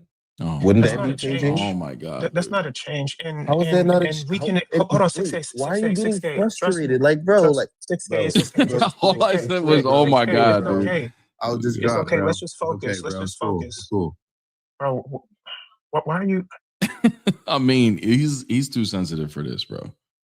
I He's was too trying. sensitive. I really I wanted to appreciate it. explain it to him. I But appreciate it, but I don't really think he wants to understand, bro. yeah. He when you walked him through it, which you did beautifully, and you explained it to him beautifully, and you got him to agree, he had to agree with it, because if he didn't, then I would have been right. So him going and doing the whole thank you so much, bro, for being patient and this and that. Yeah. It was just a dig at me. So he used that to his advantage. But then the moment I said something like, "Oh my God, oh yeah, I'm gonna drop," he found his back door and he was gone. It's just a bunch of false piety. Like, it's just stupid stuff, bro. But yeah, go ahead. Yeah, Bro. I'll just briefly, just 2 seconds. I'll briefly explain it, 6K, so you can go research it. We would believe change, and you would have to affirm this too. Change is not something that's possible for God because he's eternal. How can something that's eternal change? Now, the reason why this is a problem is because change necessitates something external to you acting on you. That's the only way you can change. Something external acting on you, causing you to either, move from this. So, for instance, a really good example of this is, let's say you're outside and the wind blows. The wind blows on you and it causes you to scratch your face or something like that. Like, let's say the wind blows through your, whatever, and you scratch your face because now it made you itch. Your hand went from down to up to scratch. Something external to you causes you to change from one position to another. That's change because something external is forcing itself on you to do that. Now, the reason why this is problematic and how this is analogous in your particular situation is because the attribute, if you want to say the attribute of loving is eternal, that's fine. But now the actualization of the attribute is now being forced to change. It's moving, it's doing something that it didn't already do because something external to itself is acting on it to make it move. You just told us that creation is what causes Allah to actualize the love. Okay, that means that God is changing because something external to him is acting on him in order for him to do something. That's change. And that's a problem because God can't change. If God can change, then how can he be God? He can't be eternal. Real quick, I got a super chat. Thank you so much. Thank you so much, TB, for the super chat. You definitely gotta get the Weezy for this one. Son, where'd you find that?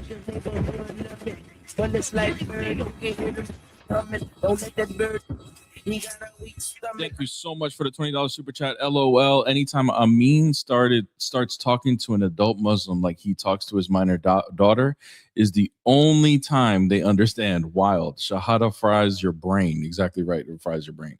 But he understood, but then he also understood how to dip on out of there. As soon as he heard me make a comment, then he was out like real quick. But thank you so much for the super chat. Also, my boy Frostbite, thank you so much. You got to get a Weezy as well. Damn, son, where'd you find that? Frostbite, thank you for the money gun on TikTok earlier today. Thank you so much, brother. I really appreciate that. I know you always do that because you want to hear the Weezy, so gotta drop that for you. All right, let's see what this guy got to say. See if we're gonna get cooked. I'm ready to get cooked. Yizzo, What's up?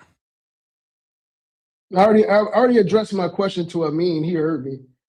He responded to me in the chat. Oh, I didn't But y'all see it. saying so our creator just loved himself. So that's the easy one. Yeah, that's the. If you're gonna say He that, had I'll the grant degree it. to love. Y'all. Okay, can I respond to it? I don't know if you broke up or you got a call or what. You still there? Go ahead. I'm here. Okay. Yes, It's just your voice like broke up, so I didn't know if you left or something. Yeah. So even I'm still here. Yeah, there's definitely a lag. Yeah, even if I were to grant it to you and say that he loved himself, number one, that's not an actual true love. That's just like narcissistic. But if I were to grant it to you, would you agree that that's not all forms of love? That another form of love would be loving another? Wait a minute. So if you're just going to go by only your definition of it, then what's the point? I'm not You going by said only my the question definition. that I saw was, who did the creator love before creation? And he loved I'm asking himself. if you agree. Like, I love myself. I'm pretty There's sure a lag. you I don't love know if we can do yourself. this. There's a lag. I don't know if we could do this. What I'm saying is, if he loves himself, is that all forms of love? Would you agree loving another is another form? No, I believe love is love. Okay. So when Allah loves himself, does he have the ability to love another?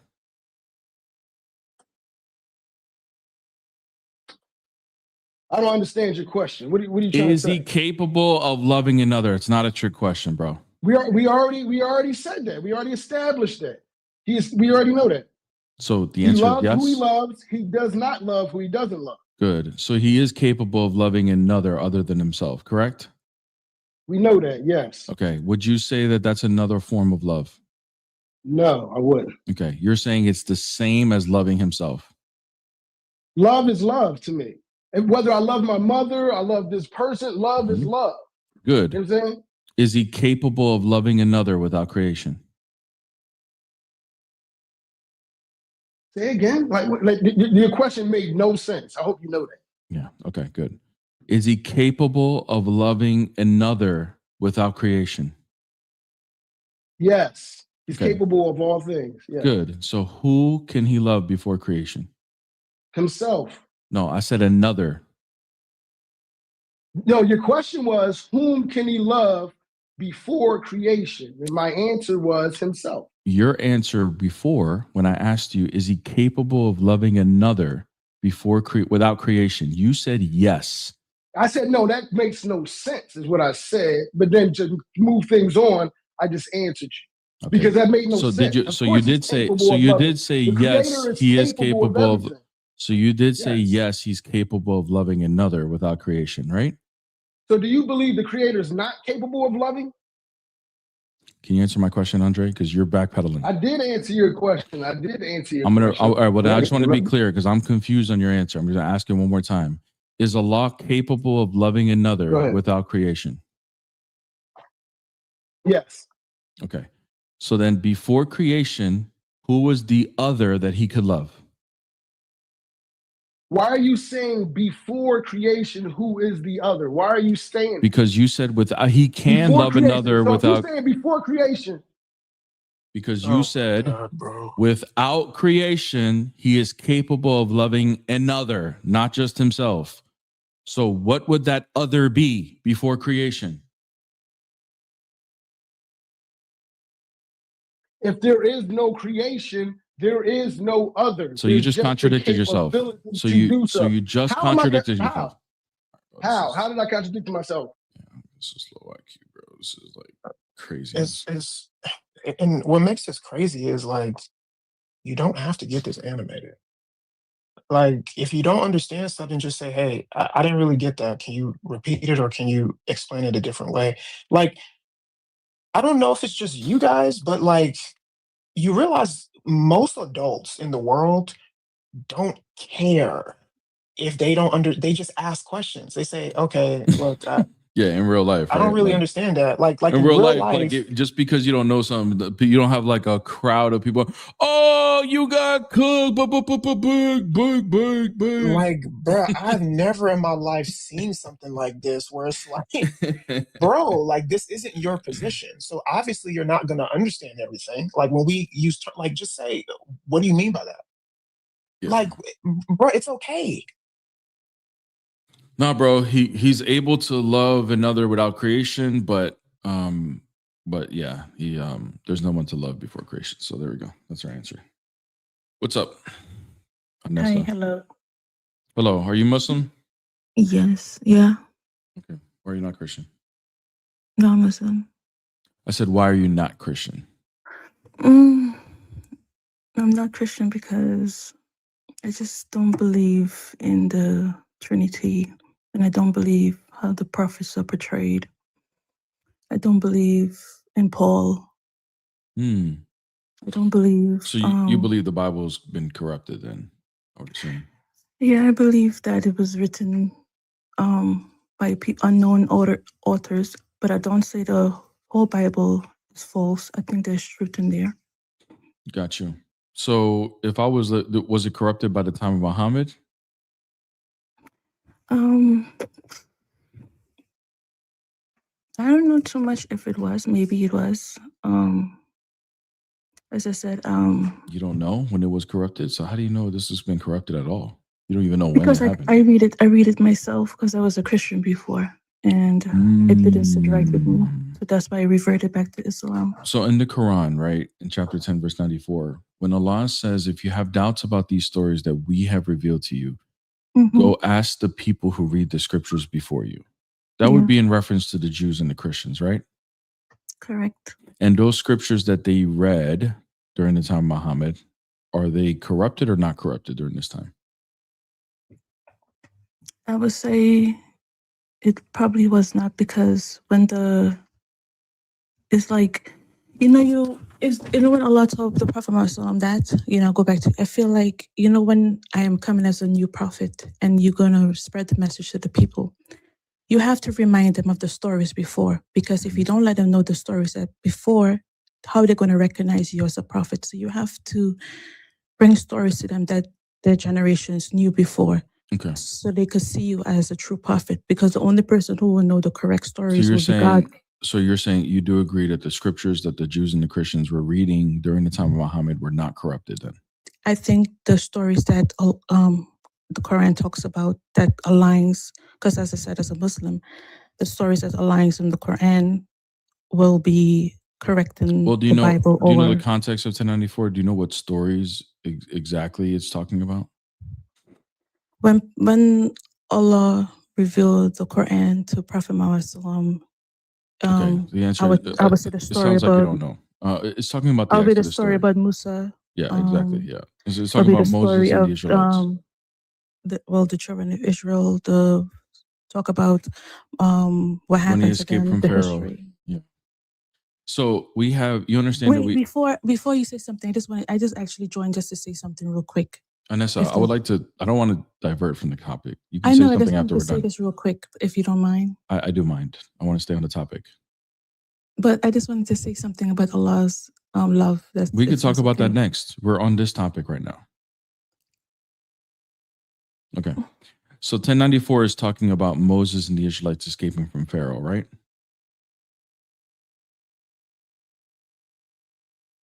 Right. So I'm going to leave. Okay. Thank you for your time. Okay.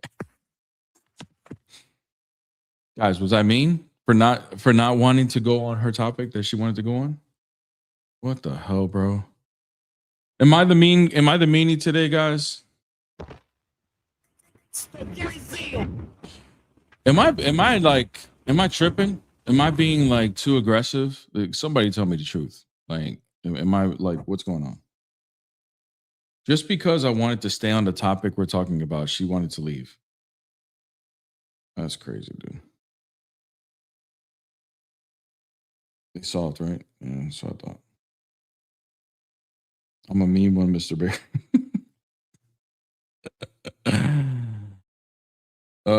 Maddie, you're on. I know I'm a meanie, guys. It's crazy. Maddie, you're on. Wait, hold on. Maddie Wilson, you're live. You are live, Maddie Wilson. Maddie Wilson, you left. Oh, no worries, Maddie. Probably requested by accident. I'm too focused, he said. I'm focused, man.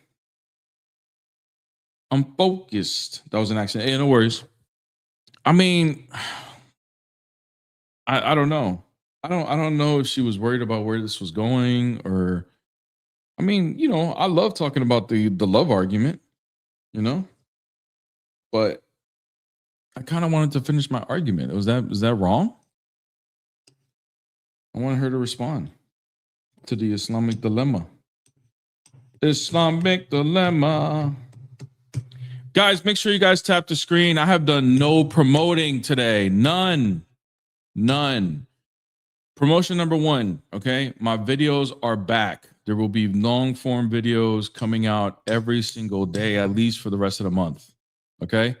So videos dropping. Guys, make sure you guys go like it, comment, all right? Help the algorithm, okay? So that we can kickstart this thing. Numbers are a little low, and it's my fault on YouTube this month. So we're trying to boost it right back up, guys. November was a good month. All right. So we got to keep the numbers up. I wanted to hit 10,000 subs before the new year, and we're just short. So if you guys go and help with the long form videos and everything like that, every time I drop, turn on your notifications. If you guys help with the comments and watching the videos and commenting them on YouTube, it helps the algorithm boost if we do it collectively, and then we'll get more subs and we'll hit 10K before the new year. All right, so I'm definitely slacking, so I'm going to pick up the pace and we're going to get that going. So please do me that favor.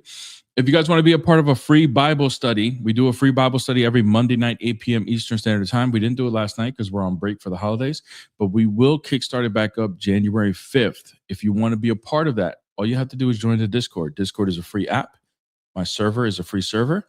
And the Bible study is a free Bible study. Okay, you can join at 8 p.m. Eastern Standard Time every Monday night, live on Discord. It's live and interactive. We go 1 hour. We're in the Gospel of Matthew, and we've been going at it for, I don't know, like 8 months, and we're gonna finish it up like I don't know, in another 6 months or so. All right, so we're definitely taking our time. It's a deep dive into the Gospel of Matthew. So if you guys are into that and you guys like deep dives, that is something that's free that we are offering. Also, I have a course that I just launched, and it's only for people who like deep dives into the Bible. But if you want a fundamental, some fundamentals on how to read the Bible properly from Genesis to Revelation and see Christ in every single part, especially in the Old Testament, then you will love this course. Okay. The link is in my TikTok. It's also in my Discord.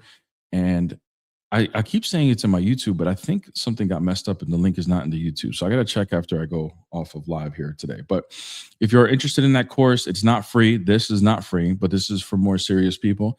And if you are interested in that, you are welcome to do so. I am still recording the course. So every Wednesday night, you have the opportunity to watch it live when I do record it. And it's cool because it's interactive and you get to ask questions, but you don't have to. If you do sign up for the course, you will own the recordings for life, and it'll come with study material and so forth. So, all right. Let me go ahead and get the next guest up. Muslims, why you're not Christian? Yo, what's up? Oh, is this Cora? Of course it is, man. Why you come on a different name? No, because my other account's being used right now, so I just came on my own. Oh, okay. All right, but yeah. Why you're not Christian? Why aren't you Christian? Yeah. Multitude of different reasons. I'd say that the 2 reasons as to why I'm not Christian would be I take the Bible to be corrupt and I take the Trinity to be logically incoherent. When was the Bible corrupted, according to you? I'd say it's like really hard to pinpoint. It's like when you study textual criticism, like they try to answer this question as well. They can't really pinpoint it either. But I would say like very early on. I would say that before Muhammad? Yeah, absolutely. Okay. So then chapter 10, verse 94. I'm sure you're familiar with this. Of course, yep. Okay. And by the way, yeah, so are you proving to me that the Bible is preserved, or are you just trying to prove that according to Islam, I need to believe it's preserved? No, I'm just trying to understand, get your interpretation of 1094 then, if it's been corrupted. Yeah, 1094 would be a hypothetical that God poses to Muhammad sallallahu alaihi wasallam, where he says, if you are in doubt, go to those who have read the previous scriptures before you. Not go to the previous scriptures, but go to the ones who read it before you. Correct. Okay. Yeah. And you say it's a hypothetical because Muhammad never had doubt, right? We would agree on that. It's a hypothetical impossibility, yeah, because Muhammad sallallahu alaihi wasallam never had doubt. And Allah says in the Quran, in Surah Al-Baqarah, I believe it's like ayah 2, ذَلِكَ الْكِتَابُ لَا رَيْبَ فِيهِ. This is the book in which there is no doubt. So would Allah ever instruct something, whether it's a hypothetical or not, that would not turn out to be true? There's no problem with that. Yeah, this would be rhetoric. This isn't, okay, good. This is a conditional or a hypothetical. So let's play the hypothetical that Allah presented then. If it was, I know, I'm going to restate it again because I'm not trying to misrepresent you and say that Muhammad had doubts. I know Muhammad had no doubts. I'm going to say it again. I know Muhammad had no doubts. But assuming that he did have doubts in this hypothetical that Allah presents, if he were to go to the people who read the scriptures before them, those people are reading from corrupted books, according to you, correct? Yeah, absolutely. But with regards to this particular verse, this would be specific to that which is consistent with the Quran. Like, for example, the verses prior to 1094 are talking about the Exodus narrative. So you'd be able to display consistency between the two books when it comes to the Exodus narrative. So if there were issues, or if the Prophet ﷺ had doubts about the stories, i.e. what was being revealed about the prophets, yeah, he could go to the previous scriptures and see that this is something that was believed in prior. He wouldn't, but that's the question though, because if it's talking about Musa, if it's talking about like the stories, like you said, Yeah, Hayat, the prophets, yeah. then right. So let's go to the Exodus narrative. Mhm. If he were to go to these people and ask them about the stories, how many plagues would the Jews and Christians say happened? That's irrelevant because that's not what the Quran is talking No, it's about. not. It's not irrelevant. It's No, it's talking about not. the But you wait, just it's talking about the children of Israel and the splitting of the sea. That's Right. consistent. That's the hold on, Exodus wait, hold story. on, wait, Cora. Right, Cora, that's the Exodus story. No, wait, when it says the Exodus narrative, I'm specifying with regards to the splitting of the sea and the children of Israel migrating. But Cora, That's hold where on, the hold on, consistency hold on, would be Cora, hold on, displayed. hold on. But even then, Hold there on really a second. isn't Hold law. on, please. Go ahead. Because this is where I was going, exactly where he brought it. So if I were to go talk to, because the Exodus story is agreed upon with the Jews and the Christians. Let's say I go to the Jews, the people who read the scriptures before you, which is classified in 1094. If I were to talk to the Jews and I compare the Exodus story with Wait, and by the way, just to clarify, the verse isn't talking about speaking to the Jews. It's about speaking to a specific Sahabi that Muhammad sallallahu alaihi wasallam had in his time, and this is displayed in Tafsir ibn Kathir, in Tafsir Wait, al-Tabari, and Tafsir Cora, al-Qurtubi. wait, slow down, And that Cora, person slow became down, Muslim. Cora, just relax, just Slow down. Okay. That person that is referring to, even if we go with that, before he became Muslim, what was he? He was from Ahl al-Kitab. Which is He what? was from the people of the book, the Jews and the Christians. So he was a Jew and a Christian? Okay, so he was so Cora, so you realize you're just proving our point. No, So I'm just saying that if hypothetically speaking, Muhammad sallallahu alaihi wasallam went to check in, which by the way, this would have never happened. This is for rhetoric and this is a hypothetical impossibility. So there is no point that you can make with regards to this. There is no argument that you can make, to be honest. No problem. If Muhammad was to ask him, with him being previously a Jew, do you think he would have said 10 plagues or do you think he would have said 9? That's insignificant because that's not what the Quran is talking about. Okay, Cora, what caused the Exodus? Oh my goodness, bro. Why are you saying, oh my goodness? It's a question. Because it's irrelevant. It's irrelevant to the topic. No, you said it's about You asked Exodus, me, right? no, because yeah, I said it's with regards to the stories of the prophets. For example, the Exodus narrative. Thank you. Okay, thank you. Let's stay there with the Exodus narrative. What caused? And when I say the Exodus narrative, I'm speaking specifically with regards to the story of Moses and him splitting the sea. So the miracles, the stories of the miracles, as well as the children of Israel. Sorry, go ahead. For one, it doesn't specifically say that, but I mean, okay, the fine. verses before that are leading up to this ayah. Yeah, it is talking about that. So hold on, wait. So it says in the verses before that, the splitting of the sea? No. It's detailing what was going on in the Exodus. Okay, thank you. Thank you. So where would we go to get these details of the Exodus narrative?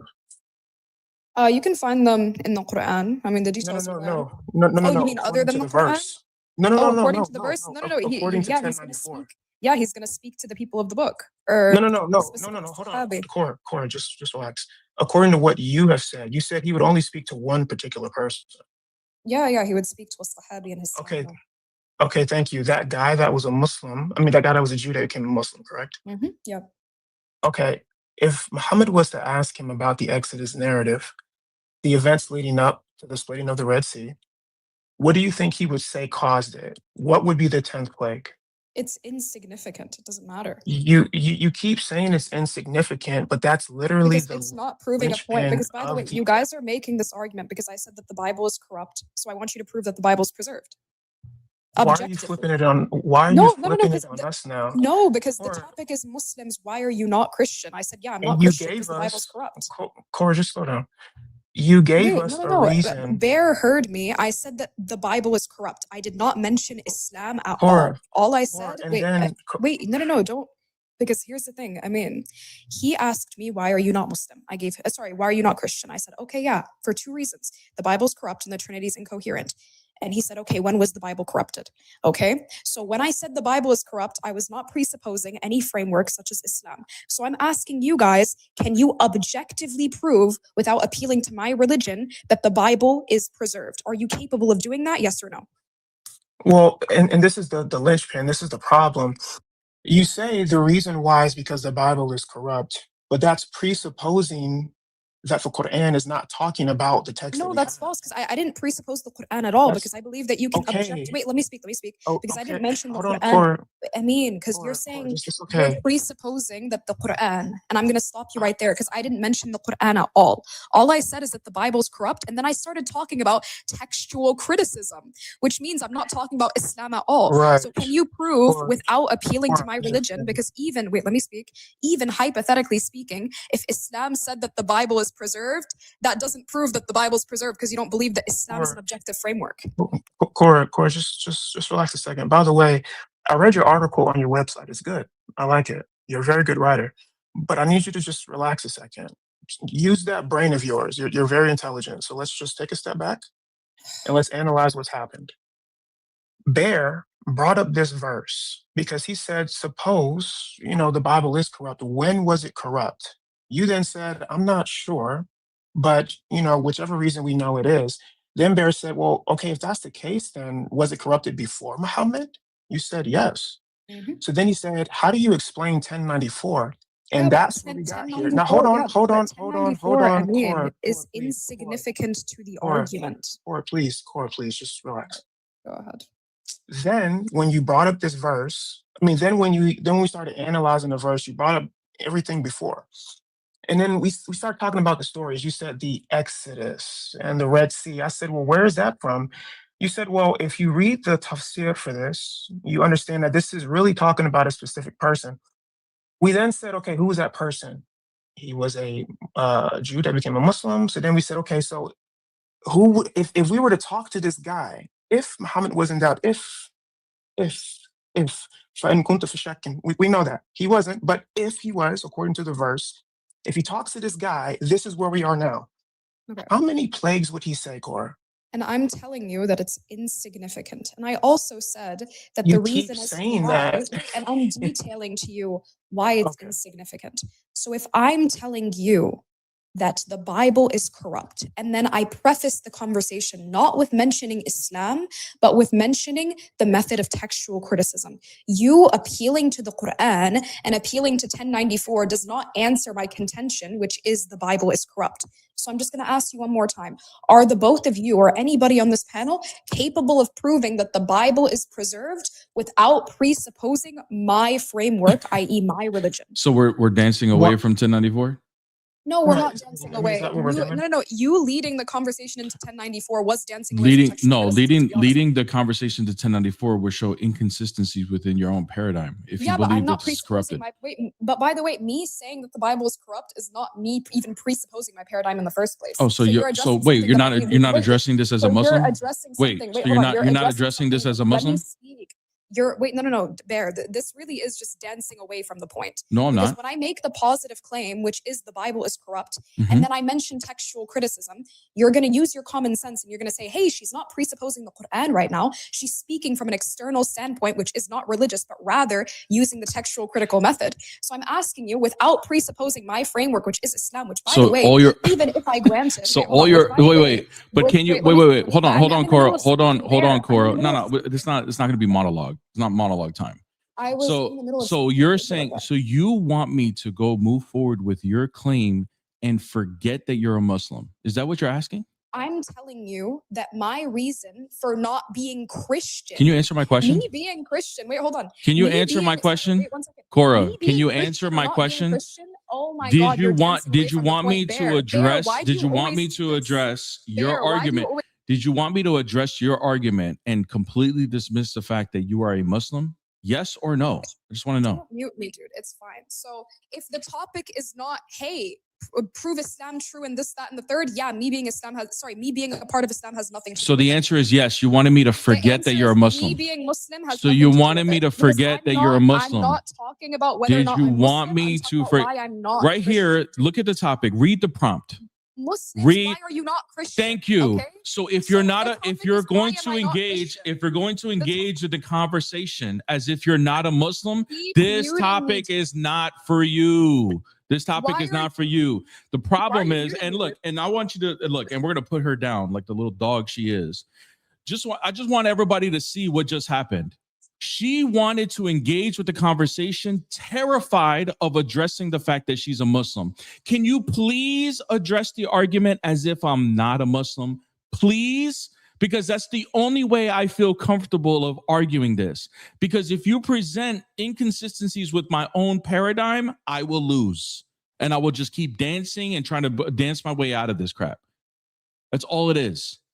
Yeah, and that's actually what the dilemma is. Because I mean, let's say the Bible is corrupt. Well, then that means Islam is false. That's what the dilemma is. And this is why I'm asking, okay, because I've heard this argument before. They say it's not really about the people of the book, it's about a specific person. Which is true because some tafsirs do say that. Some tafsirs do say that. Okay, fine. That guy, before he became a Muslim, was he a person of the book? Well, that's Okay. that's the problem. I mean, like That's that the that right problem. there. It's like, okay, if that guy became a Muslim and he was the people who read the scriptures before, how did he decipher what parts are corrupted and what parts are not? What's the Yeah. criteria that he used in order to become a Muslim? And if we were to ask him that question, what's the answer? What's the answer? Well, anything that aligned with the Quran, circular. Like we're already Because back into the problem. because the answer that she, and I mean, if she's still here, she can come up. Like, I mean, I don't. Yeah. The answer that they would give is that he would say 9. I thought she was going to say that, but she just refused to answer. The answer that they would give is that he would say 9. So then the question then becomes what you just asked. How would he know that? Where would he go to get that information? Where? Yeah, and How would he? and Yeah. the 10th plague is missing. So then why were the Jews celebrating Passover for so many years? What the hell? Yeah, it makes no sense, bro. Yeah, it's just dumb. Hello, my love. Welcome to the panel. What's up, Peace? She might be getting ready. Hello, my love. Yeah, she's slow in chat. All she does is she's a professional runner. Anyway, I don't know why every time I speak, it's just the worst timing ever over here. The guest talking over me. I accepted that guess. Yeah. It's the glitch. It just She's pops a in professional whenever. runner. She's trash at debating. And every time you ask her a relevant question, she runs from it. Oh, who is Allah loving? Oh, he doesn't need to love anybody. Oh, what about the correction, the 1094? Oh, well, that's irrelevant. Oh, what about the Exodus? Oh, that's not what they're talking about. Please address me as if I'm not a Muslim, so I don't have to answer it to 1094. Don't make me defend Islam because it doesn't matter. That's your questions to everything. But that's my piece on that. But if I wish that I doesn't, if been that able to doesn't, say something, but she doesn't actually answer any questions. if that doesn't show you guys like the problem with the Islamic dilemma, like the request that she had of please address my argument without assuming I'm a Muslim. Please allow me to be inconsistent with my own paradigm in order to prove you wrong. Like that's what the request is. Get the hell out of here, man. And the prompt says Muslims, why are you not Christian? Why the hell would I talk to somebody who doesn't want to claim to be a Muslim? What's up? Hey, I just wanted to share with you with the entire chat in regards to the Are you Christian? Yes, I am. All right, brother. I'm looking for people who oppose, but thank you, brother. God bless you. Appreciate it. I know you're trying to help. You mean well. I'm looking for opposition. Yo, what's up? What's up? How old are you? 19. I was born in 2006. Okay. All right. What's up? Why are you not Christian? Because I just don't need to be Christian, bro. I mean, like, I know you don't need to be, but why are you not? Why am I not? Because there's no reason for me to bow down to a man who prayed. Okay. So do you believe that it's possible that Jesus was God? Jesus is not God. He even said it out of his own mouth. Okay. Where did he say I'm not God? He said, the Father is greater than I. So if you say Jesus is God, and I respect that, but Jesus literally said that God was greater than him. Why does that mean that he doesn't have the same nature as the Father? How can he have the same nature if he's saying that God is greater than him? Okay. So are you human? Yes, of course. Is the president human? Yes. Is the president greater than you? Yeah. So is he more human than you now? Because he's greater? He's not more human. He's just greater. Like, are you equally human? Yes, we're equally human, right? Because so it's possible to we're be both equal human. in nature, but greater in status. Well, he has more money than me. That's for sure. He has greater responsibility, right? So I'll go back to my original question. Why does the Father being greater than the Son mean they don't have the same nature? Because the Father is God, and Jesus literally said that God is greater than him. So this is No, a bro, weak but argument that you're making. No, the argument that's weak is on your end. You just agreed that someone being greater in status doesn't mean that they're greater in nature. So why would that mean now that the Son is not equal in nature to the Father just because he said he's greater? Because that proves that Jesus isn't God. You're just going to repeat and not actually respond to what I'm asking. I'm responding though. That's the thing. What was my question? You were saying that how does Jesus saying that God the Father is being greater than him means that they don't share the same nature? Yeah. If you admit that being greater in status doesn't change your nature. Well, yeah, it doesn't change your nature. Me and you are human. We can both agree on that. Okay. So then why would that mean that the Son doesn't share the same nature as the Father just because he said he's greater? If you admit that. Because God is the Almighty, correct? He's first and the last. He's the creator of everything. So by saying that God is greater, you can agree that God is greater than you, right? God doesn't care about our opinions. So Jesus, by saying that the Father is greater than him, which proves that he isn't God, because Jesus, that literally proves it in every way possible. No, it doesn't. Because you just admitted that saying someone is greater than you doesn't mean that you're not equal in nature. So if the Son is equal in nature with the Father, would that make him God? Yeah. Okay. And just because the president is greater than you that you admitted doesn't mean he's greater in nature than you, right? Yes. Okay. But you're trying to pose the argument and saying that because Jesus says the Father is greater than me, that means that he is greater in nature because he is God, right? Well, first you got to prove where Jesus Am I claims to be right? in nature with God. Am I right in that? And that's your argument? You're right that Thank me you. and the president is both human. Yes. But am we I share the right same- in your saying in John 14:28 that because Jesus says the Father is greater than I, that means that he is greater in nature as well, right? It means that God is greater in every way than Jesus. Okay, great. So how would that follow if we can just say that this is just about status, not about nature? How would you respond to that, to that rebuttal? Well, because he's saying that God is greater than him, does that not give you more proof? No, because do me a favor, read John chapter 5, verse 19. Can you read it? Because I don't got a Bible. Okay.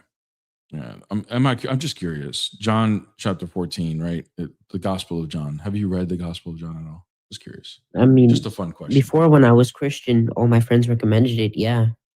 I didn't ask, hey, when you were Christian, did your friends recommend to read it? I didn't ask that. I asked, have you ever read the Gospel of John at all? Just a fun question. It's not really important to the debate, but just fun. Yeah, I have. You have. You read the whole thing? No, I haven't read the full thing. I read some of it. You read some of it. Okay, so you only read bits and pieces. All right, no worries. All right. And Jesus said to them, truly, truly, I say to you, the Son can do nothing of his own accord, but only what he sees the Father doing. For whatever the Father does, that the Son does likewise. Whatever the Father does, the Son does likewise. Can you say you can do whatever God does? No. Why? Because God is perfect and I'm a sinner. Yeah. Would that make you equal with God if you say that you can do whatever the Father does? Well, technically, yeah. Okay. So is Jesus claiming to be equal with the Father when he says he does whatever the Father does? No, because he's saying he has to do what God does because he has to do the will. He has to see God doing That's it. not what it says. I'll read it again. For whatever the Father does, that the Son does likewise. Whatever the Father does, the Son does likewise. Can you do whatever the God does? Anything God no. does, can you do it? No. Okay. So if you say you can do whatever God does, are you making yourself equal with God? Yeah, I'm causing shirk. Okay. So how would that be? How would Jesus be not claiming to be God here in this verse? Because you said in the Bible he claims he's not God. Well, because, like, he's man. He can't be God. You said you were a Christian before. Yeah. Christians believe Jesus existed prior to the incarnation. Would you agree? Well, yeah. So then how is what you just said relevant at all?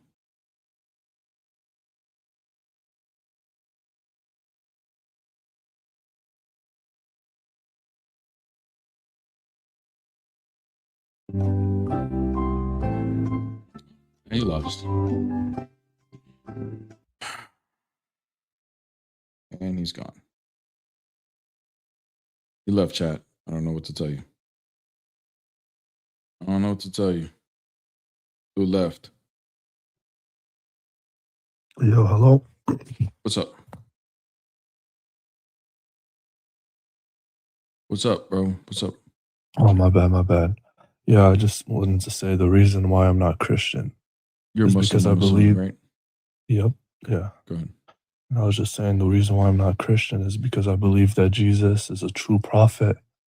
But if he in his ministry taught that he is God and the Holy Spirit is God alongside the Father, implicitly or explicitly, that God is triune, and we see in the Old Testament that the prophets of old did not teach that God is triune, then it would make him a false prophet. So that's the reason why I'm not Christian. Where do you look at the previous prophets? Like, where do you see? Like, where do you read up on the previous prophets? So I'm saying, like the prophets of old, like the Old Testament. If Jesus is in continuity, Do you and he's believe the Old teaching that- Testament is corrupted or preserved? I mean, well, that's irrelevant. No, it is relevant. That's tangential to the point. If I'm gonna try to follow what you're saying, I believe it's generally true, but what I'm saying is that generally Jesus is true. generally true, right? How do you determine what's true and what's not then? Yeah, but I believe that this is going away from my point that I brought up. No, your point is here. I can even like state your position. Your position is that you believe that the Trinity is going to be false because there's no continuity with the previous prophets. So I'm asking you. You don't believe the previous prophets taught the Trinity. Yeah, but so I'm asking you. Okay, where do you get? I mean, where do go you ahead get and from reading can the you previous show me? prophets? Can you show me where the previous prophets did it? I'm giving you the whole thing. Oh, okay, so real quick, how do you discern which is true, what is true and what's not? I mean, yeah, obviously with the Quran. Okay, so anything with the Quran. So But you have like, to yeah, presuppose the Quran's I true. understand. You might say that that's circular, but like, but whether or not I hold some to be true, most to be true, whatever, it's tangential to what I just Are you asked. claiming? Okay, well, let me be clear here.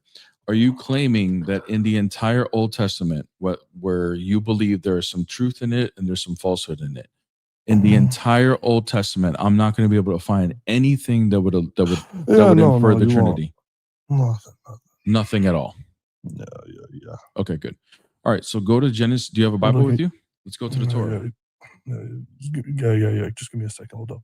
Just like 2 seconds. 2 seconds.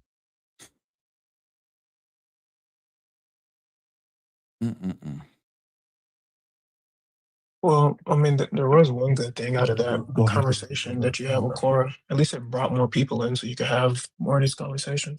Yeah, I My guess. bad, I gotta wrap it up soon. my bad, bro. My bad. Go ahead.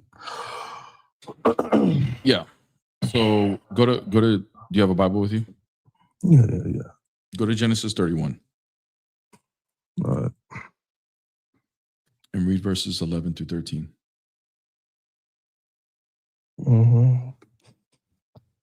I got you. Hold up. Genesis 31.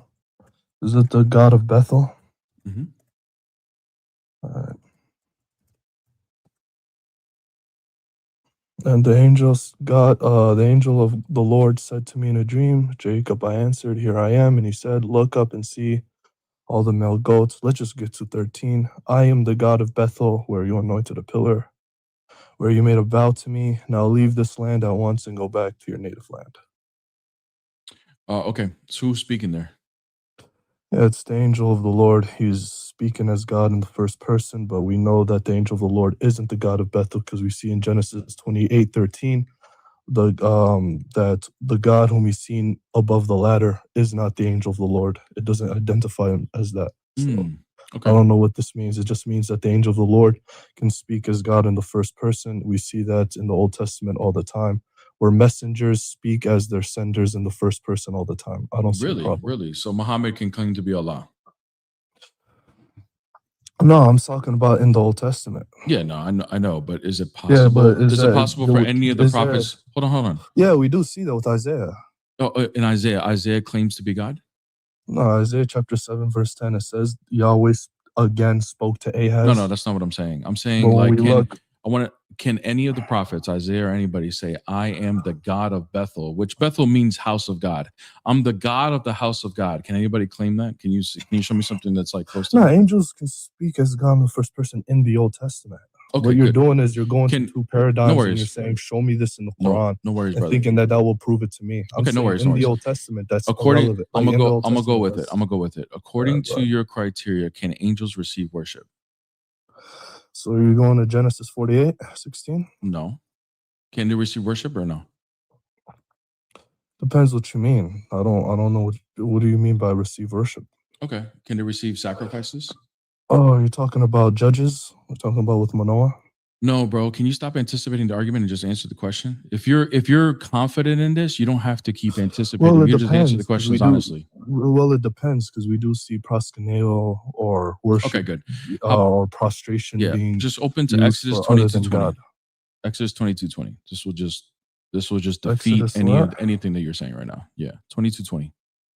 2020? 22:20.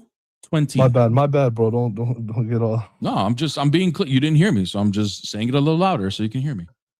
My bad, bro. Exodus 22:20.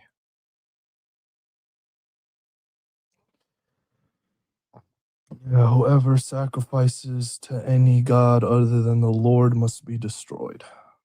Are sacrifices done on an altar? Yep. Okay.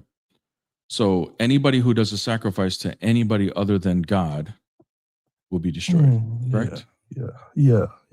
Okay. All right.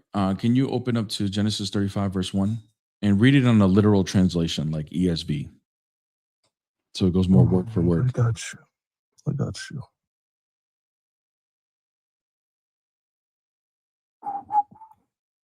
Let me get there.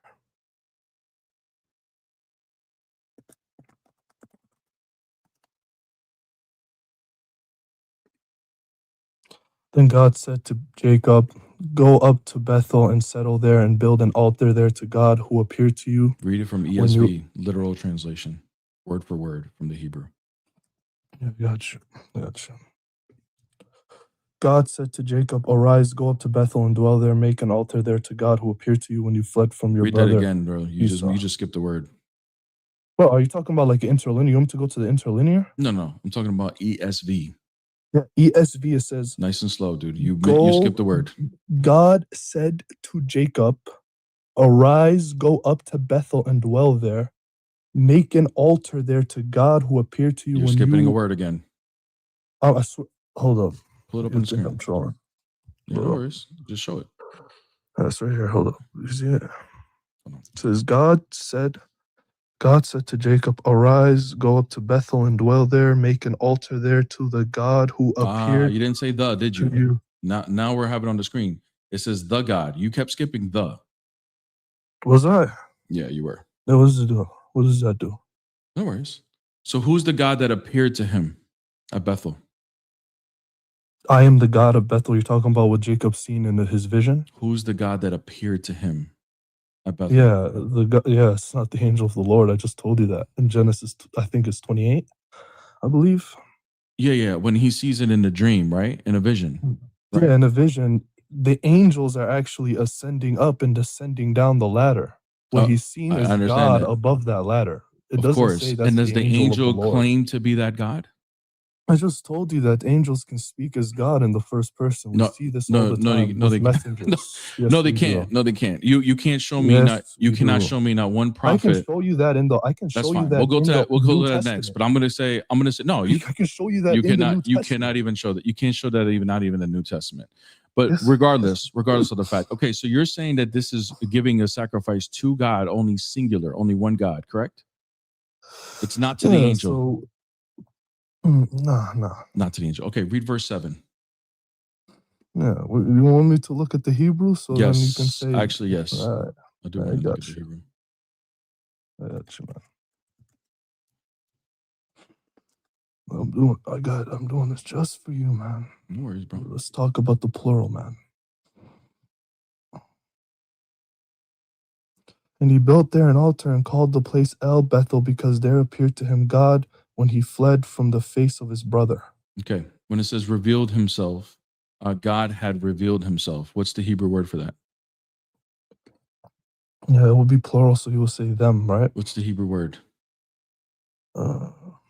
Appeared Elah, right? No. Or That's Niglu, God. Niglu. Elah, Ha Elohim, is that? Yeah, Niglu is what I'm referring to. So that's what you're Okay, saying is Niglu. the plural, right? Yeah. Why is it plural? I mean, people refer to themselves in the plural. No, they don't. Not at this time. Yes, we do. Yes, they do. No, they don't. That's not true. Why is it who it Yes, says there is. What it's do you in mean there's not Niglu? true? Okay, no worries. Niglu is in revealing, correct? Yeah. Okay. So that means there's an appearance in a vision, correct? Mm-hmm. In Genesis 28, who appeared to Jacob? In Genesis, it was God. In Genesis 31, who appeared to Jacob? It was the angel of the Lord. So But if then you're saying it revealed- if you're saying- why is this saying that the altar is made to plural the ones that appear to him? Okay, so they revealed. So that is this? You what would you're using? agree, even in your own paradigm, that Genesis 28 is God and Genesis 31 is the angel of the Lord, right? Yeah. So those are two, right? Yeah, but I'm not Okay. saying when you're So saying then revealed here in verse themselves- 7, and there he built an altar called the place of El Bethel, because Yep. there God had revealed himself, or in the plural, revealed themselves to him when he fled from his brother. Why would it be plural?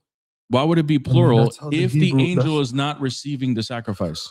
Well, that's how the Hebrew is. I can give you examples of the Hebrews like that. I can give you 1 Samuel 28:12-13, where when the witch brings Samuel up, she says, I see Elohim, they are ascending out of the earth. That would Why just does she say they are ascending when Samuel is just one No worries. person? Here. That would. So I'm just using that like a plural. I'll grant plural this to can you. be, plural I'll grant verbs it to can be you. used for this as well. There's You're no saying problem. no worries. You're saying Yeah. that the plural would mean just him referencing himself singularly as plural. Yes. Perfect. We see that I would being say, used I'm all saying, over the Old hold on, Testament. brother. Is there even a problem? Sola. Yes, there is. I'll show you. So let me just for their audience so that we're clear on everything. You're saying that it's plural because God can refer to himself as plural, and that's Yes, not a many problem. times. There's no problem whatsoever. Is there a problem? I don't see a problem. Are you done talking? Yeah, man. Yeah. Okay. Usually when the interrupting starts happening, the nervousness is where it's kicking in. So just chill for a second so nobody Mhm. spots that. All right. Now, you're saying that God is referencing himself as plural because he can do that, and that's normal, and it could be singular. I'm saying that there's Perfectly a. fine. Yeah, it's perfectly fine. Are you done? Mm-hmm. Okay. I'm saying it's plural because there's plurality within God. Now, we're going to see who is right and who's wrong. Can you demonstrate anybody else other than God referencing to himself as a plural? Yeah, Genesis 29. This will be other than God? Yeah, it will be Laban. Laban refers to himself in the plural. All right, go ahead. So And Genesis 29, 29, 27 to 28, it says, finish this daughter's bridal week, then we will give you the younger one also in return for another 7 years of work. Hold on, When hold verse on. 28, hold on. verse 20, And we will give you another in reference Yeah. to just himself and not his family. That's why in verse 28 it says, so Jacob did so. He finished the week with Leah, and then Laban gave That's not him reference to his family. daughter Hold on. Rachel to be Is his Laban wife. representing his family here? No, he says, we will give you. Who's the one who gives Rachel onto Jacob? I understand. Is he the head of his family here? Yeah, you could say he's the head of his family. That's tangential to the So point. is the we in reference to the family? Laban is the one who gives Rachel onto Jacob. Bro, this proves our point, dude. What an absolute idiot, bro. Oh my gosh, bro. Literally proves our point that when there's a plurality, when there's somebody talking here and it references the we, there's always going to be some sort of plurality, even if he's the head of it. There's never one person that's just talking about himself that's going to do it. The hell out of here, bro. All right, I went way over my time, so I didn't even know that conversation was going to go that long. But guys, thank you guys so much. Make sure you guys hit my beautiful fiance a follow. She is going live, so make sure you hit her a follow. I will be dropping a new video today, guys. I'm dropping a video every day now, just to boost back the numbers up so we can get to 10K before the new year. It's going to be a little bit of a stretch, but it is possible. So if you guys are supporters of mine, Best Morning Live on TikTok and YouTube, make sure you guys turn the notifications on YouTube to hit the like, comment on every video that drops so we can get the algorithm going so we can hit 10K before the new year. Okay, so we got 2 weeks. It's perfectly possible. One video just got to go viral and we hit it. Okay, so if you guys can help me out with that, I would really, really appreciate it. I will be dropping a video every single day until the new year to hit that goal. All right, so if you guys can help me out, if you guys have multiple accounts on YouTube, hit the sub for me. I want to try to hit that goal before the new year. Okay, don't forget to follow Peace right now. Hit her a sub. All right, she is going to go live on TikTok, and then by tomorrow, I'm going to work on her laptop tonight. Hopefully, we can get her live on YouTube tomorrow in the studio for Water Baptism Wednesday. So for those of you on YouTube that have been waiting, I think tomorrow is going to be the day. I'll let you know by tomorrow morning. Okay, so I'm going to work on that. But anyways, also free Bible studies. Join the Discord. We'll be back on the free Bible study January 5th, every Monday night, 8 p.m. Eastern. We're taking a break for the holidays. Don't forget to sub and follow Amin, who's on the panel as well. He has a YouTube as well, Amin Apologetics. Make sure you hit him a follow. And then also, guys, for those of you that guys are serious about studying the Bible, please make sure that you guys are looking into, or at least look into possibly signing up for the course.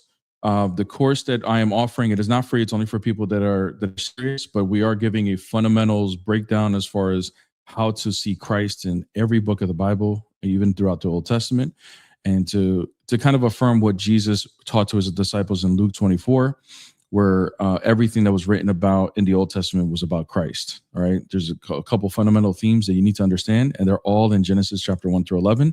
So breaking that down, and you guys you'll be able to own the videos for free. I mean, not for free, but for life. Okay. Kind of went a little fast. I apologize, but love you guys. God bless. Do you guys want to say anything before we go or anything? No. See you guys tomorrow, I guess. God bless. Yeah, Best Morning Live on TikTok. Also, Jimmy. Oh, sorry. Go ahead, my love. Okay, just say God bless. Okay, cool. Also, Jimmy Harrison, thank you so much for the super chat. Morning, brothers. Wife and I say God bless you and peace. Thank you so much, Jimmy. Appreciate you. God bless you and your wife. Always showing love, always supporting. So thank you, and I appreciate that.